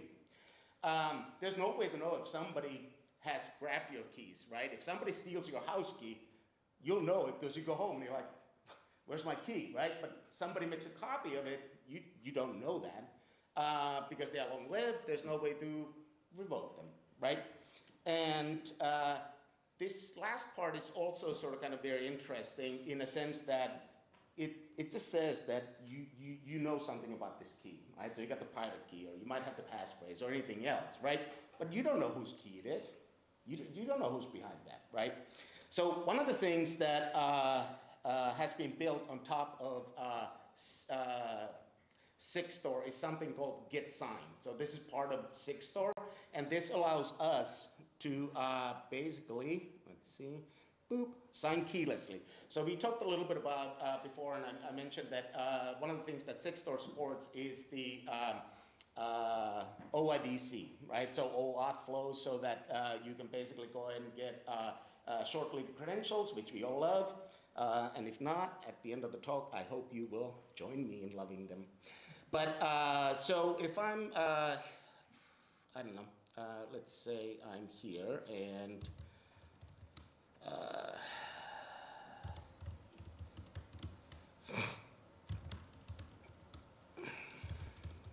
so I have basically installed this, and I'm not going to go through all that because it basically is very simple. You basically download a thing and you basically do git whatever. There's a page for it. It's easy peasy. But here's where the neat bit comes in, which is basically when I go to do my git commit. Let me say. Oh. What it does is it opened up a web page, so it basically goes through the OAuth flow, and by default, Sigstore, the public Sigstore, the public good instance, supports GitHub, Google, and Microsoft.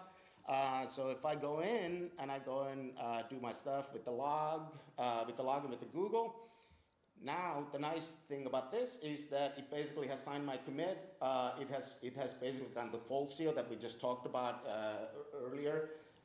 It has gotten a signing certificate from there, created a temporary private public key pair, signed it, and then thrown those away. So the only thing that matters here is that we have uploaded this record into Wrecker, right? So the Wrecker is the transparency log that we talked about a little bit earlier. So let's do this. So here's the other, there we go. So if I now do actually, so here's the thing. I'm a terrible typer, so what I did is I did this. So cheating. But I'll type this and then I'll explain what it basically is saying, and I need to go back here and grab the commit again. So so basically what I want to do is I want to be able to go ahead and verify this commit, and I want to be able to go ahead and put in some constraints here. And one of the things that you might want to do is, for example, to constrain your company repo to only get commits, for example, from chainguard.dev, right? So you can see the certificate identity. So anybody at chainguard.dev can go ahead, we can basically accept commits from them. And we also want to make sure that we don't allow, for the folks that know the OAuth stuff, what really also matters is not the subject, aka Vikas at chainguard.dev, but also, well, who issued it, right? So if it's Bob's Garage, kind of an issue, you want to make sure that you always match those two things together, right? So here I'm loose with the identity, but very strict with the issuer, so it's accounts.google. Oh, of course not, because I am in the case. I'll just grab that from here and go back. Boop. So it basically super happily went out there, went to record. It found this is, if you know cosine, so this is the T log, the transparency log. So that is the index that it was in there. So that's cool. This is the bit that it really matters, which is it validated the signature and says, yep, it was me who signed it, and the authenticity was, or the issuer was accounts@google.com. So that's pretty cool. So, so there's that, and there's that, and trick question. Yes. Just as serverless includes actually servers, does keyless include keys? It does. Yes. That's what I was saying. It created those keys in memory, and then it threw them away. So they were very, very short. So, so there's no long link credentials here, which is cool. There's a strong tie into identity. If your company runs your own OAuth stuff, then you can go ahead and use that. The nice thing is you set it up once and you're done, so you don't have to go ahead and screw around with your SSH keys and the rotations and everything else. And of course, you get like two-factor auth and all those other things that you get with OAuth. And one of the slides that Abdel had was the SALSA, and one of the requirements for SALSA 3 is that you want to have verified history, and that includes strong authentication, a strong identity. So you need to know where did this code come from, right? All right. Any questions on that real quick? Yes? What if I want like read this history that supports squashing the copy later when I'm a pull request, I'm going to do that myself. So this is like swashing and merging kind of thing? Just combine all the comments, I would imagine that sort of amount of changes. I think like if you're doing, so like Git is my weak spot. To the camera, yes.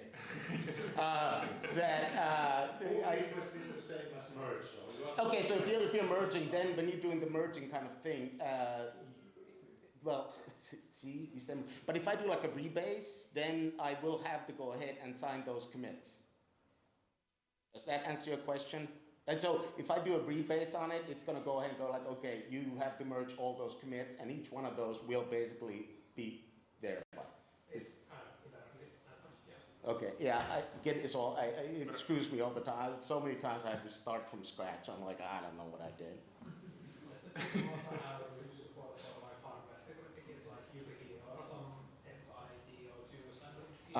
Cosine does have support for that, yes. So when Abdel showed like using the GC, basically the KMS. So there's the KMS stuff, and Cosine also supports some of the hardware tokens as well. Yeah. Is there any formal third-party research that keyless way of signing is better, let's say, than me a hardware key on the key chain? I mean, which will stand in the court. Yeah, so so the answer is why not both, right? So for some people that don't have the hardware key, you can, like with the Cosine, you can use hardware keys to sign. Yeah, so keyless, there has been a few research papers on Cosine, sorry, Sigstore proper about the keyless on it. Okay. Yeah. So reference could be found. Yeah, okay, yeah. But also it's kind of delegating that Google then doesn't lose their private key. Yes. You essentially need to trust the YCD provider then. Yeah, and you can run your own, of course, if you don't trust Google. Who does? I did. Okay, so second one, dependencies, right? So you go get a burger, super awesome. You wait a couple of weeks, not so awesome, right? That's what happens with your dependencies, right? So you go and get your project up and running, everything is hunky-dory happy, and then, oh my goodness, right? So you really have to stay on top of updating your dependencies. no, like if you look at like any, I don't know, I do a lot of work in Go, but this also works for other things. But Go, you know, I don't have time to go and keep track of all those things, what's happening everywhere and so forth. There's a very easy way to set up automatic updates for those, and that's called Dependabot. Who's heard of it? Okay, pretty good, cool. Also, recently there was some sort of problem with that. What's that? Recently there was some sort of problem with Dependabot. There was a problem with the Dependabot, yes, but they fixed it. No, I'm just. I don't know. But anyway, I'll just show you quickly, like sort of kind of how this works, because it really is nice. There we go. So this is, let me make this a little bit bigger. Too big? Can people see it in the back? Yeah, that's it. I like how everybody's saying yeah and they sit in the front. But anyways. Okay, so you can see. So the cool thing is that, you know, you come to work in the morning or whatever, and Dependabot has been busily at work, and one of the things that it does is it creates these automated PRs. This is from Sigstore's policy controller, which I'll show a little bit in just a second. But all it does is it basically is just bumping the version here for Go Jose, and it basically updates, right? So that's cool. Now, you really don't want to just go and take that in and say like, okay, that's cool. The important bit about this is not this file's changed. The important bit is like, okay, well, what actually really changed, right? So the nice thing is that you can now go in, it pulls in these things for you right here, so you don't have to go looking for them. So it basically tells you like, oh, well, security issue, I might want to pull this in, right? And then you can look at the, you know, again, just more details about the changelog. But this is really cool because you can actually, just from here, just see, okay, well, what actually changed, right? And you can see, okay, changelog changed. Look at this, there's tests, yay. And then, you know, so you can kind of look at it and go like, okay, well, you know, magic number, that's cool. I had the same thought, but I didn't say it out loud. But anyways, so that's kind of cool, right? And then, you know, good old Hector Emergent. So again, that is sort of kind of a fairly straightforward way you can do it, just to kind of, you know, save the toil. Keep the things fresh. Don't eat that stinky burger. Now this images, right? So this is where we eventually kind of get to, right? So at some point you are going to go ahead and want to run containers, right? Especially in this crowd because we are all doing Kate stuff. So so that's cool. So at the very least, you should be not, you know, doing the from Ubuntu's and everything else and so forth. Start using something that is a little bit tinier and doesn't include all of the everythings. And one of the things that we actually provide is the as in ChainGuard. So what this, I'm not sure if they show right. I basically just pulled out a few different, so there's basically about a month here. Right? So we got Nginx, we got Microsoft's .NET, we got HA Proxy, and we got MariaDB. So this one basically just shows the trendings between the vulnerabilities that are showing in the base images. So if you basically come in and you're like, okay, cool, I need HA Proxy, I need to put some stuff on it. If you choose a base image that already puts you, you know, kind of in the hole, then you might want to go ahead and have a, what I call the get out of jail card free or cheat code, right? And it's not one of those cheat codes where you get the email, it's like, oh, with this one weird trick. This one actually kind of is that weird trick. You can basically just go and replace your from line with the images that we provide. It doesn't cost you anything. You can just kind of go in there. As a bonus, you get high fidelity SBOMs for those, and I'll talk a little bit more about those later. What I mean by that, but there's a few different ways you can go ahead and generate SBOMs. So one of the demos we saw was basically creating it from the Trivy, and in that case, the Trivy scanner, the SCA is going in and it's basically trying to figure out like, okay, what is all in here?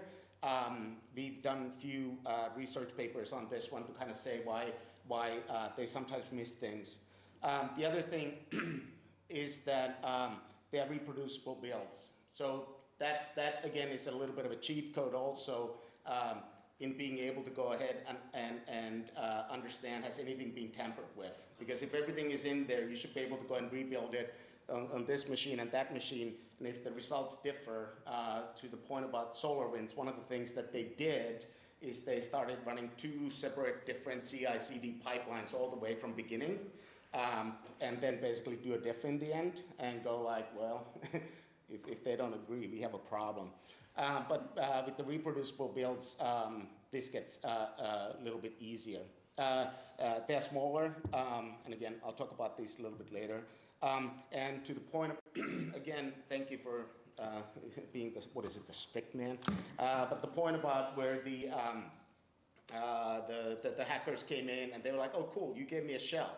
Thank you. Now I don't have to go ahead and first figure out how to get a shell on this. Worse is the, oh, let me put a package manager there because, and it's like, oh cool, now I can just start installing packages. Like, don't make it so easy on people. Don't give them anything, right? And this is called the live off the land attacks that we've been seeing as of late a bit, when you just basically kind of get in there and you're like, and then you're kind of like in the candy shop. You're like, oh cool, I can do anything. So let's not do that.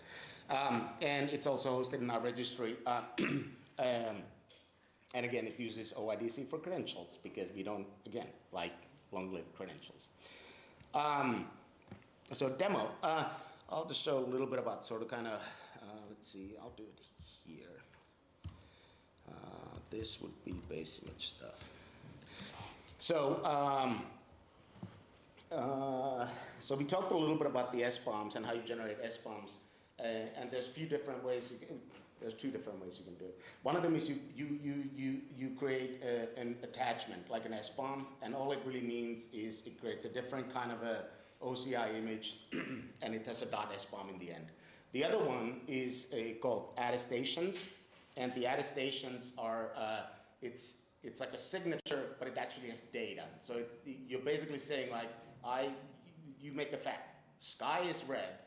It doesn't matter whether that attestation is true. It's something you say, but the signature basically gives it provenance. So now you can go back and go ahead and say who said it or who attested it, and so forth. So this is one of our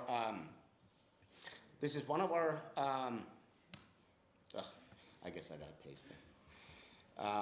This one is basically just downloading the attestations, and the attestations have a predicate type. So this one is the SPDX that we talked about. So it's the SPDX SBOM format because it basically comes in this in toto payload and everything else. I'm just doing some stuff with it because we don't want to see all of it. But yeah.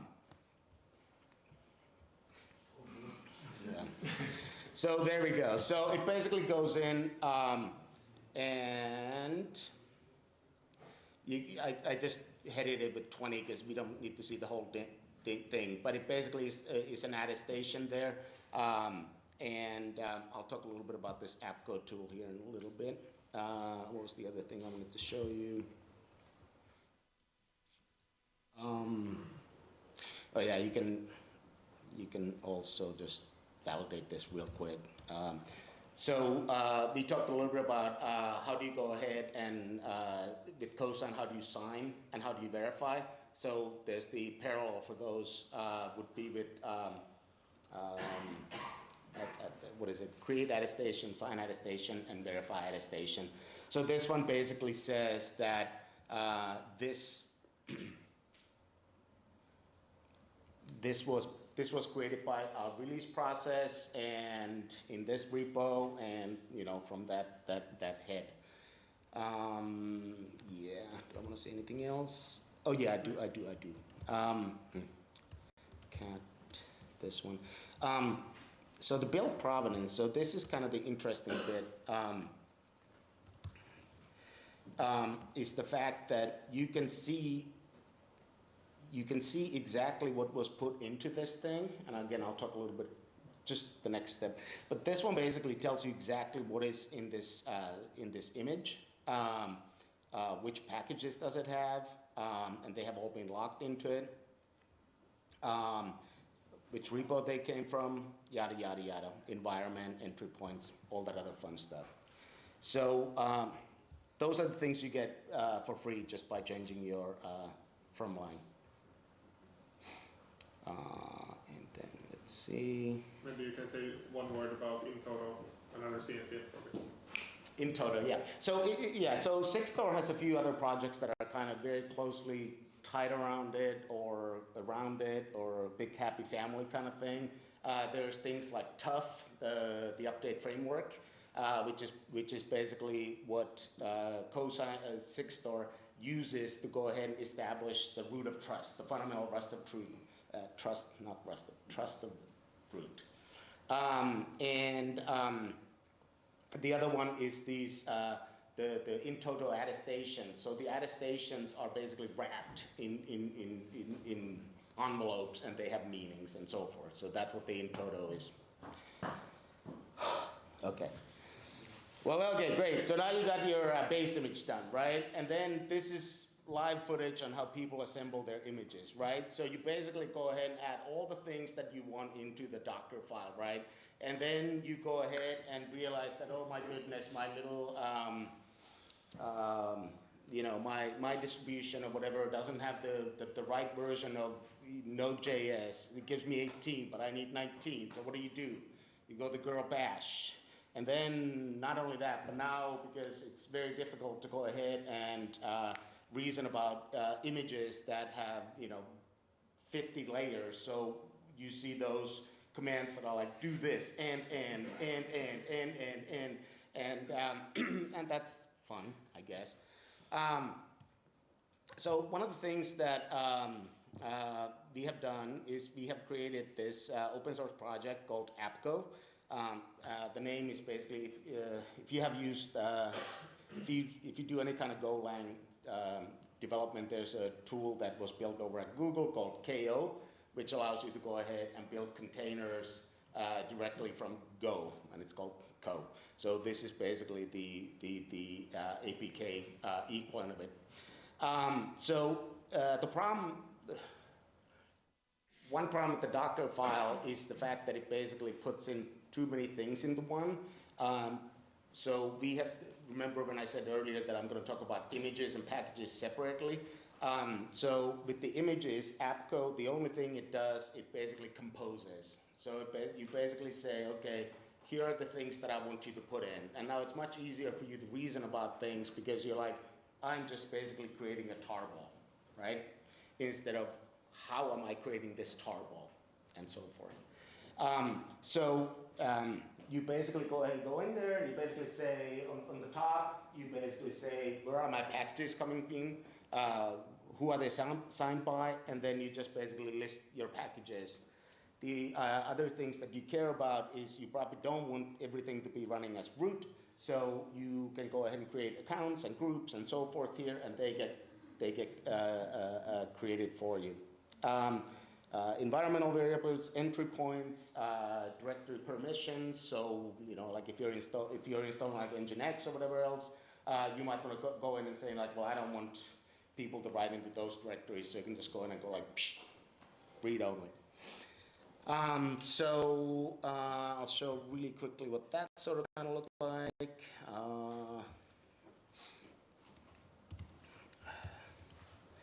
AppGo stuff. So if I look at appgo.yaml, so again, this is what I was showing in the slide there, but I just put it in here. And you basically just say, hey, build me a thing from this file, tag it, and put it in that tarball. So there it goes happily, hopefully. And so there's your image. And let's see. And does it use stuff for this download? What's that? Does it use the update framework for this APK download? Or is it a normal kind of HTTPS? This is basically using the signing keys from the APK repo. Yeah. Yeah, yeah. And then, let's see. So yeah, so we can basically just kind of Docker load it, boop, and then I can just run it, and there's my code. That's another tool if you really want to go ahead and do fun things with Golang, use that. Then, okay, so we started with the base image, and in this one, we were using like, say, whatever, Wolfie base layout. Now the other thing that we are trying to do is how do I get Melange? Oh, I didn't, I screwed up this slide. Okay, well, I'll come back to it in a bit. Okay, so now you've learned about me. I don't know Git, and I don't know how to go ahead and build slides, but bear with me. So, so Melange is the other way. So we basically have APKO, which is used to go and assemble packages into images. Melange is the tool for go ahead and declaratively creating packages, right? So we now have decoupled the two things. It uses the Alpine's, if you know Alpine. It uses Alpine's APK packaging format. We use glibc instead of muscle because people want glibc in some cases. The one really important thing is that this decouples the build versus the runtime by default. So when you are building these packages, you might need some things. You might need curls and wgets and all kinds of APK packages or whatever. But there's a clean decoupling between those are the packages you need, and then when you are actually putting in the things that should go into the package, there's a separation, right? So just because I install curl doesn't mean it ends up in the final package, right? So like if you go into Docker and you're like, okay, install curl, you now have to go out of your way to go ahead and remember to go ahead and remove curl and all the bits that it brings in or whatever else. This one is the exact opposite. You have to go out of your way to actually put something in the package. Multi-arch, and everything is built from source. And this is fun for things like Java, where you're like, okay, cool, want to build Java 18. How do you build Java 18? You build Java 17. How do you build that? You go to Java 16, and so forth. So for us, we basically have to walk all the way back. There's a fantastic blog post that we wrote about it that talks about all the hilarity that sort of kind of ensued with that endeavor. And so now I will basically show you what I really wanted to show you. So this is the, let's see how to, okay. Yeah.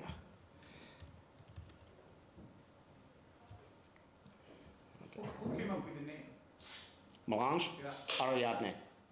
Is he French? Is the person French? Because mélange means mix in French, right? I have no idea.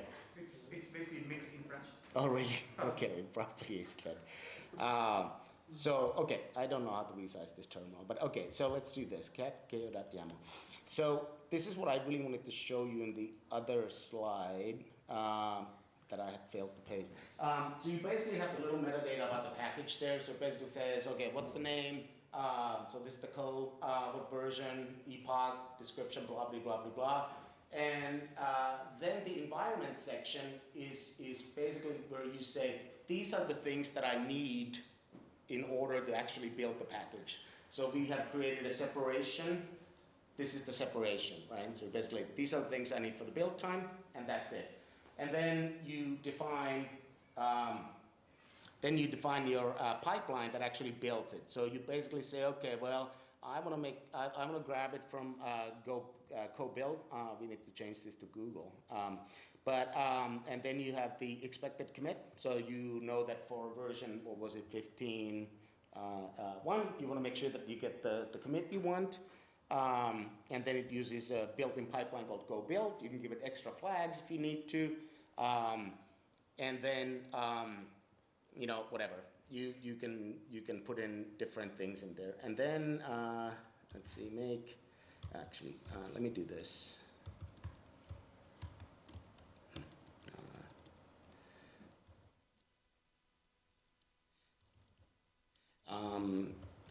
there is an easy way for you to go and build this yourself. You could just make file target dev container that basically spins up a container, so you can do all this work in the container. So you can just say package code. So it basically goes in, it fetches all the sources that it needs recursively and builds it from scratch. And this is going to be taking maybe about 30 seconds or so.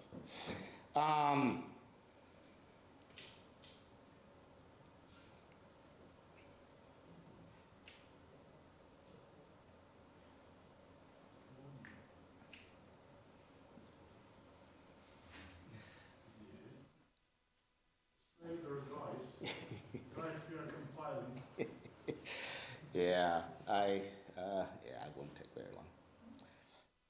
There we go. What's that? The beauty of like this. Yes. Okay, so that's cool. So now we basically have built a local copy because I'm doing development work. This is my workflow. I'm going like, okay, well, maybe I didn't get quite right, whatever. So what it's going to do is it's going to add a local key ring for me. So remember when I said earlier, when I showed you where the packages come from, and it had like, you know, Wolfie, whatever. If I go ahead and create a local Wolfie, what it does is it adds my local keys in there. So that now I can do APK add code. So if I now do, I can see that I have a SBOM here. Again, so when I said high fidelity, the nice thing is that because we are creating this, because we know exactly what we are putting in the package, we don't have to go backwards and try to figure out what was put in there. Because we are putting everything in there, we just jot them down in the SBOM. And it's like, okay, here's this file, boop, here's this file, boop. So we get a very nice high fidelity SBOM. And because all these are, when I showed you the APKO, because it creates the packages, now it can just basically just grab them from here and it knows exactly what's in there. So that's kind of cool. I think. The message of the day. Huh? Message of the day. What is the message? Oh, yeah. Where did I put it? Had to do it. Had to do it. No hello world here. I forgot the exclamation mark. Okay. Let's see. And then last one, and then we'll go. That's not. Whatever. Okay, boop. Okay, so policy controller. So we talked a little bit about, so there's the Sigstore, the project, and well-known points about it are Cosine, and people that are like maybe building their own variations might know full COs and wreckers and everything else, or maybe even Sigstore or scaffolding that allows you to go and spin it up on the on your local box or whatever else. There's also the policy controller, which is basically a purpose-built admission controller at first for this purpose. So typical admission controller in K8s only gets resources that are K8s related, right? So we have to go in and basically build this thing that knows how to actually verify signatures. This has great support for Sigstore in particular because it supports multi-tough environments. So if you want to go ahead and start trusting or verifying signatures, say with the public Sigstore and maybe a private Sigstore, you will need to have two roots of trust. So you need to have your own. You will need to have the tough root for the public good. How much time do I have? No, it's fine. Okay. And also supports things like air gap environments, so if you're running like high security environments and so forth, and also of course your private instance. You can create your policy definitions using either Rego or Q. Theoretically, I can only do Rego. Every time I look at Q, I fail miserably, and that's okay. And this is really nice because if you can go and start incrementally, go ahead and increasing your security composure. I think of it like when I play like Zelda or something like that, and I like get like really cool weapon or something else. First thing I do is I save the goddamn game because I don't want to lose it, right? So I save the game. So I think about putting in incremental policies into the policy controller to go and say like, okay, well, like maybe as a first step, the only thing I allow is containers from my own repo, right? So now you don't have a way for somebody to go like, ah, cool, let me load that fancy thing from, you know, the previously mentioned Bob's Garage repo. And then you can go ahead and start, you know, doing things like, okay, well, maybe I want to make sure that I can go ahead and enforce like pod security policies and so forth. Like I don't allow things to run as root and so forth. And you can start doing things like requiring fresh vulnerability scans. So sometimes people are like, cool, well, I scanned it, it was great. And it was like, yeah, I'm sure it was great 2 weeks ago. Have you looked at lately, right? Remember my burger? And there's a whole bunch of policies that are out there in the catalog. So, I have basically spun up a kind cluster. I didn't want to go ahead and have you watch it spin up. So we basically have nothing here. And I'm just going to go ahead and really quickly install the policy controller.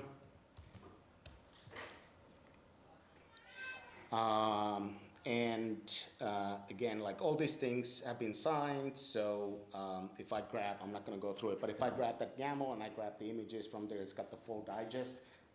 Another thing, please always deploy by digest and not by tag. One of the things policy control will do is it will do the resolving of the tags to digest, but you know, save it some time and just always deploy by digest. So here again, I'm being lazy, so you can sort of kind of see. This is basically saying that this came from, this came from our policy control GitHub workflow released from the head, from the tags. This is version 8.3, right? So this is all fine and dandy here. Cosine system get pods, set up. Okay, cool. So let me actually do this again. And what I'm going to do is with the other one. Okay, so first thing, I'm going to show you really quick the two CRDs. So there's two kinds of CRDs. So I talked a little bit about tough. So there's ways for you to go ahead and define different roots of trust. And that is done via trust roots. So you can say like, okay, well, I trust my company's tough root or whatever. Cluster image policies are the ones where you define what are the things that you allow to run or don't allow to run. This one basically, let's see, okay. So I'm gonna go and create a text test image real quick. This one just basically builds,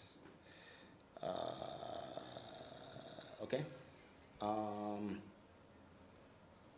Yeah, it's okay. Yeah, I need to cut this. Boop. Yeah. So this is using that tool code that we've just been kind of screwing around with the Golang. But again, the nice thing is that co, if we just give it any kind of a Go project, we can just go co build, and it'll basically create the container for you out of it. So it's super handy. For these ones, another one fun for testing is this registry ttl.sh. It's ephemeral registry, so just like you can put stuff in there, and it's like, oh, who cares? Okay, so now we have an image. The way policy control works is you can go ahead and again roll it out incrementally, right? So one of the things that is always super fun is that you basically start enforcing something and all of a sudden nothing runs because nothing is signed and nothing has attestations and everything else. So policy control has a couple of different modes you can run. You can go ahead and run it in a warn mode, or you can run in the basically enforce mode or whatever it's called. And in the warn mode, it's fun because you can start looking at it going like, well, what would fail? And so forth. So let's just go ahead and let's do this. I don't want to do that. We'll just do this on default. So we'll just put this thing in there, and we basically run 2 pods.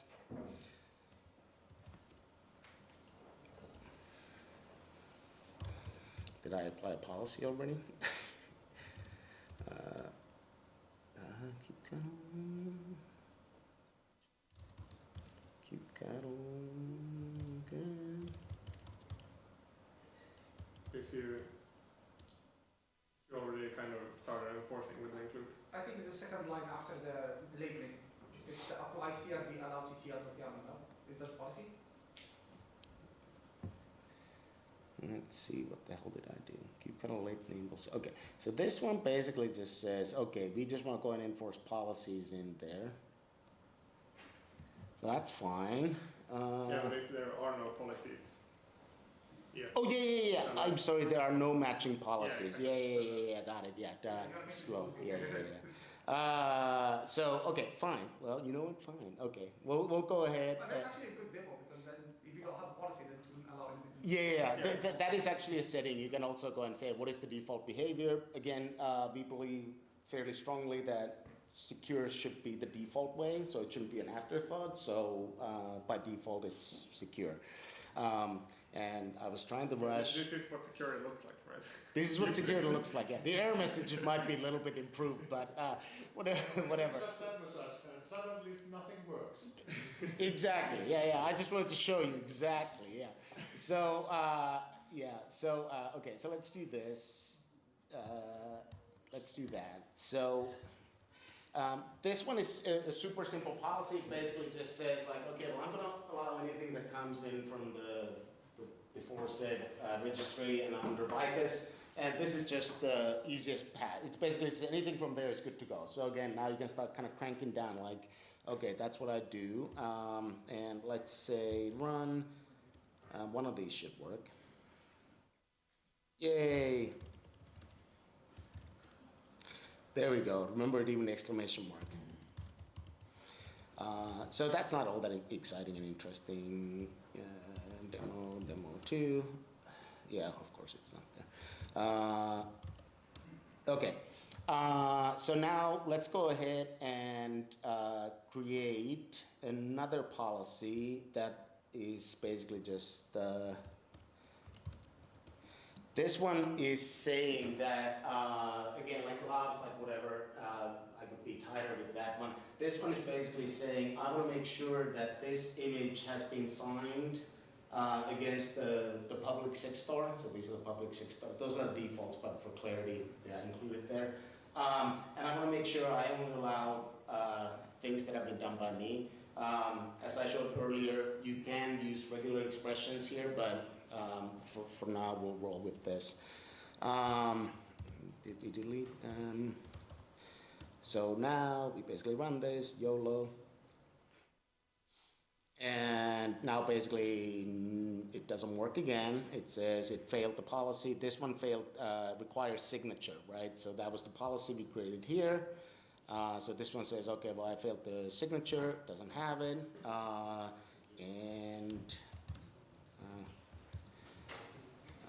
If we basically just sign it, I gotta get the SHA for it.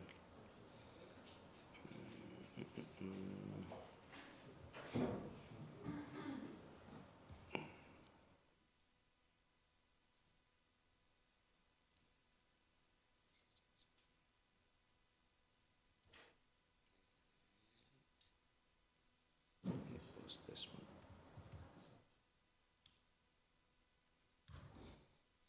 So again, this is now going to go in here. Oh, by the way, you can turn this off just for demo. You can basically say, I always prefer Google, so it doesn't bring you that thing there, but just for this demo, I wanted to show that it shows the flow. It's pushing it. Hang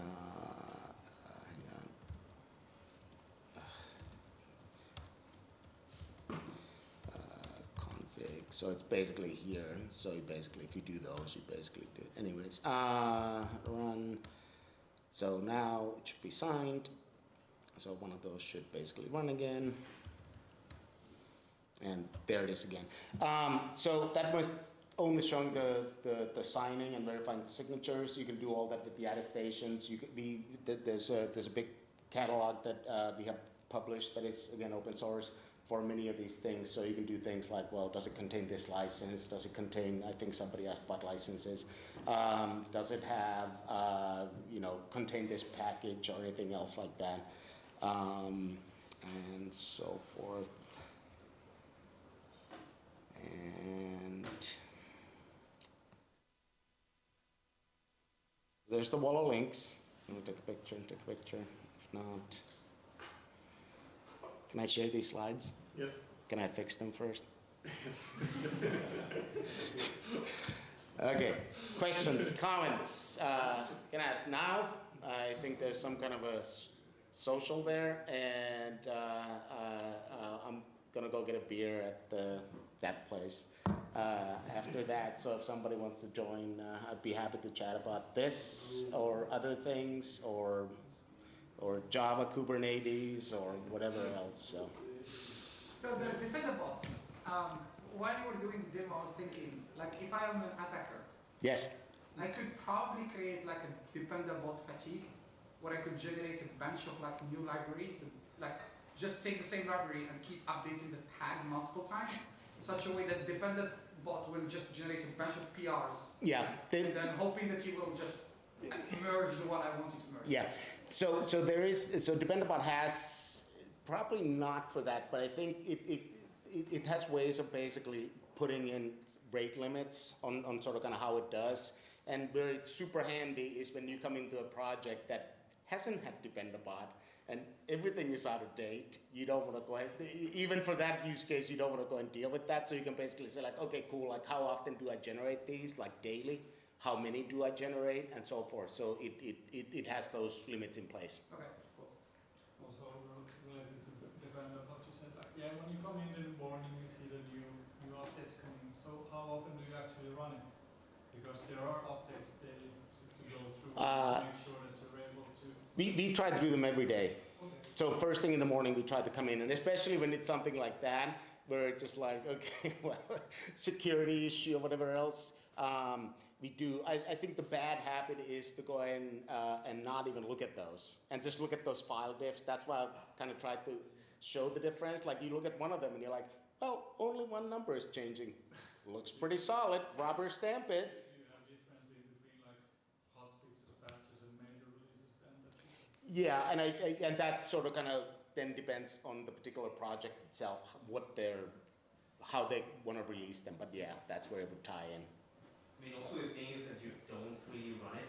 It's a GitHub app itself, and so it runs for you.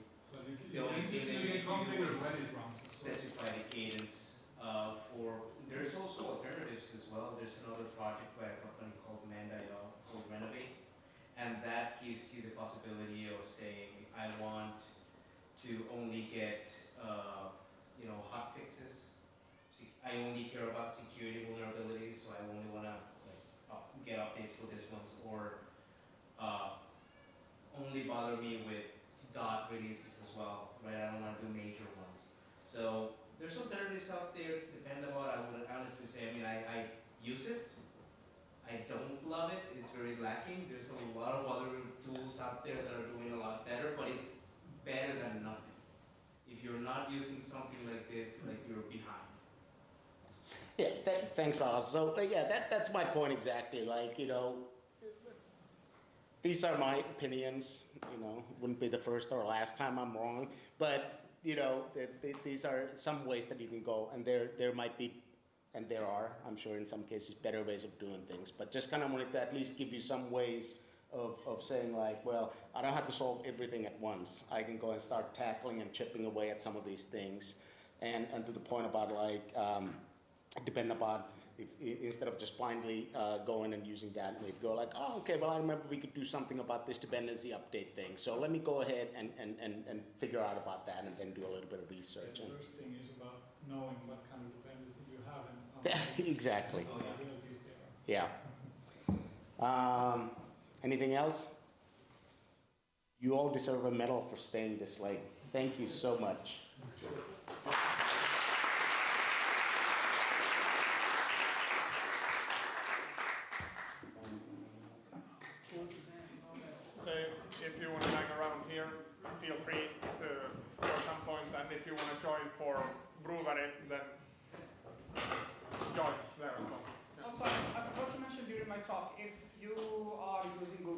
personal projects and you want a $500 voucher, come talk to me. I can give you some vouchers. I could do it. No, 500.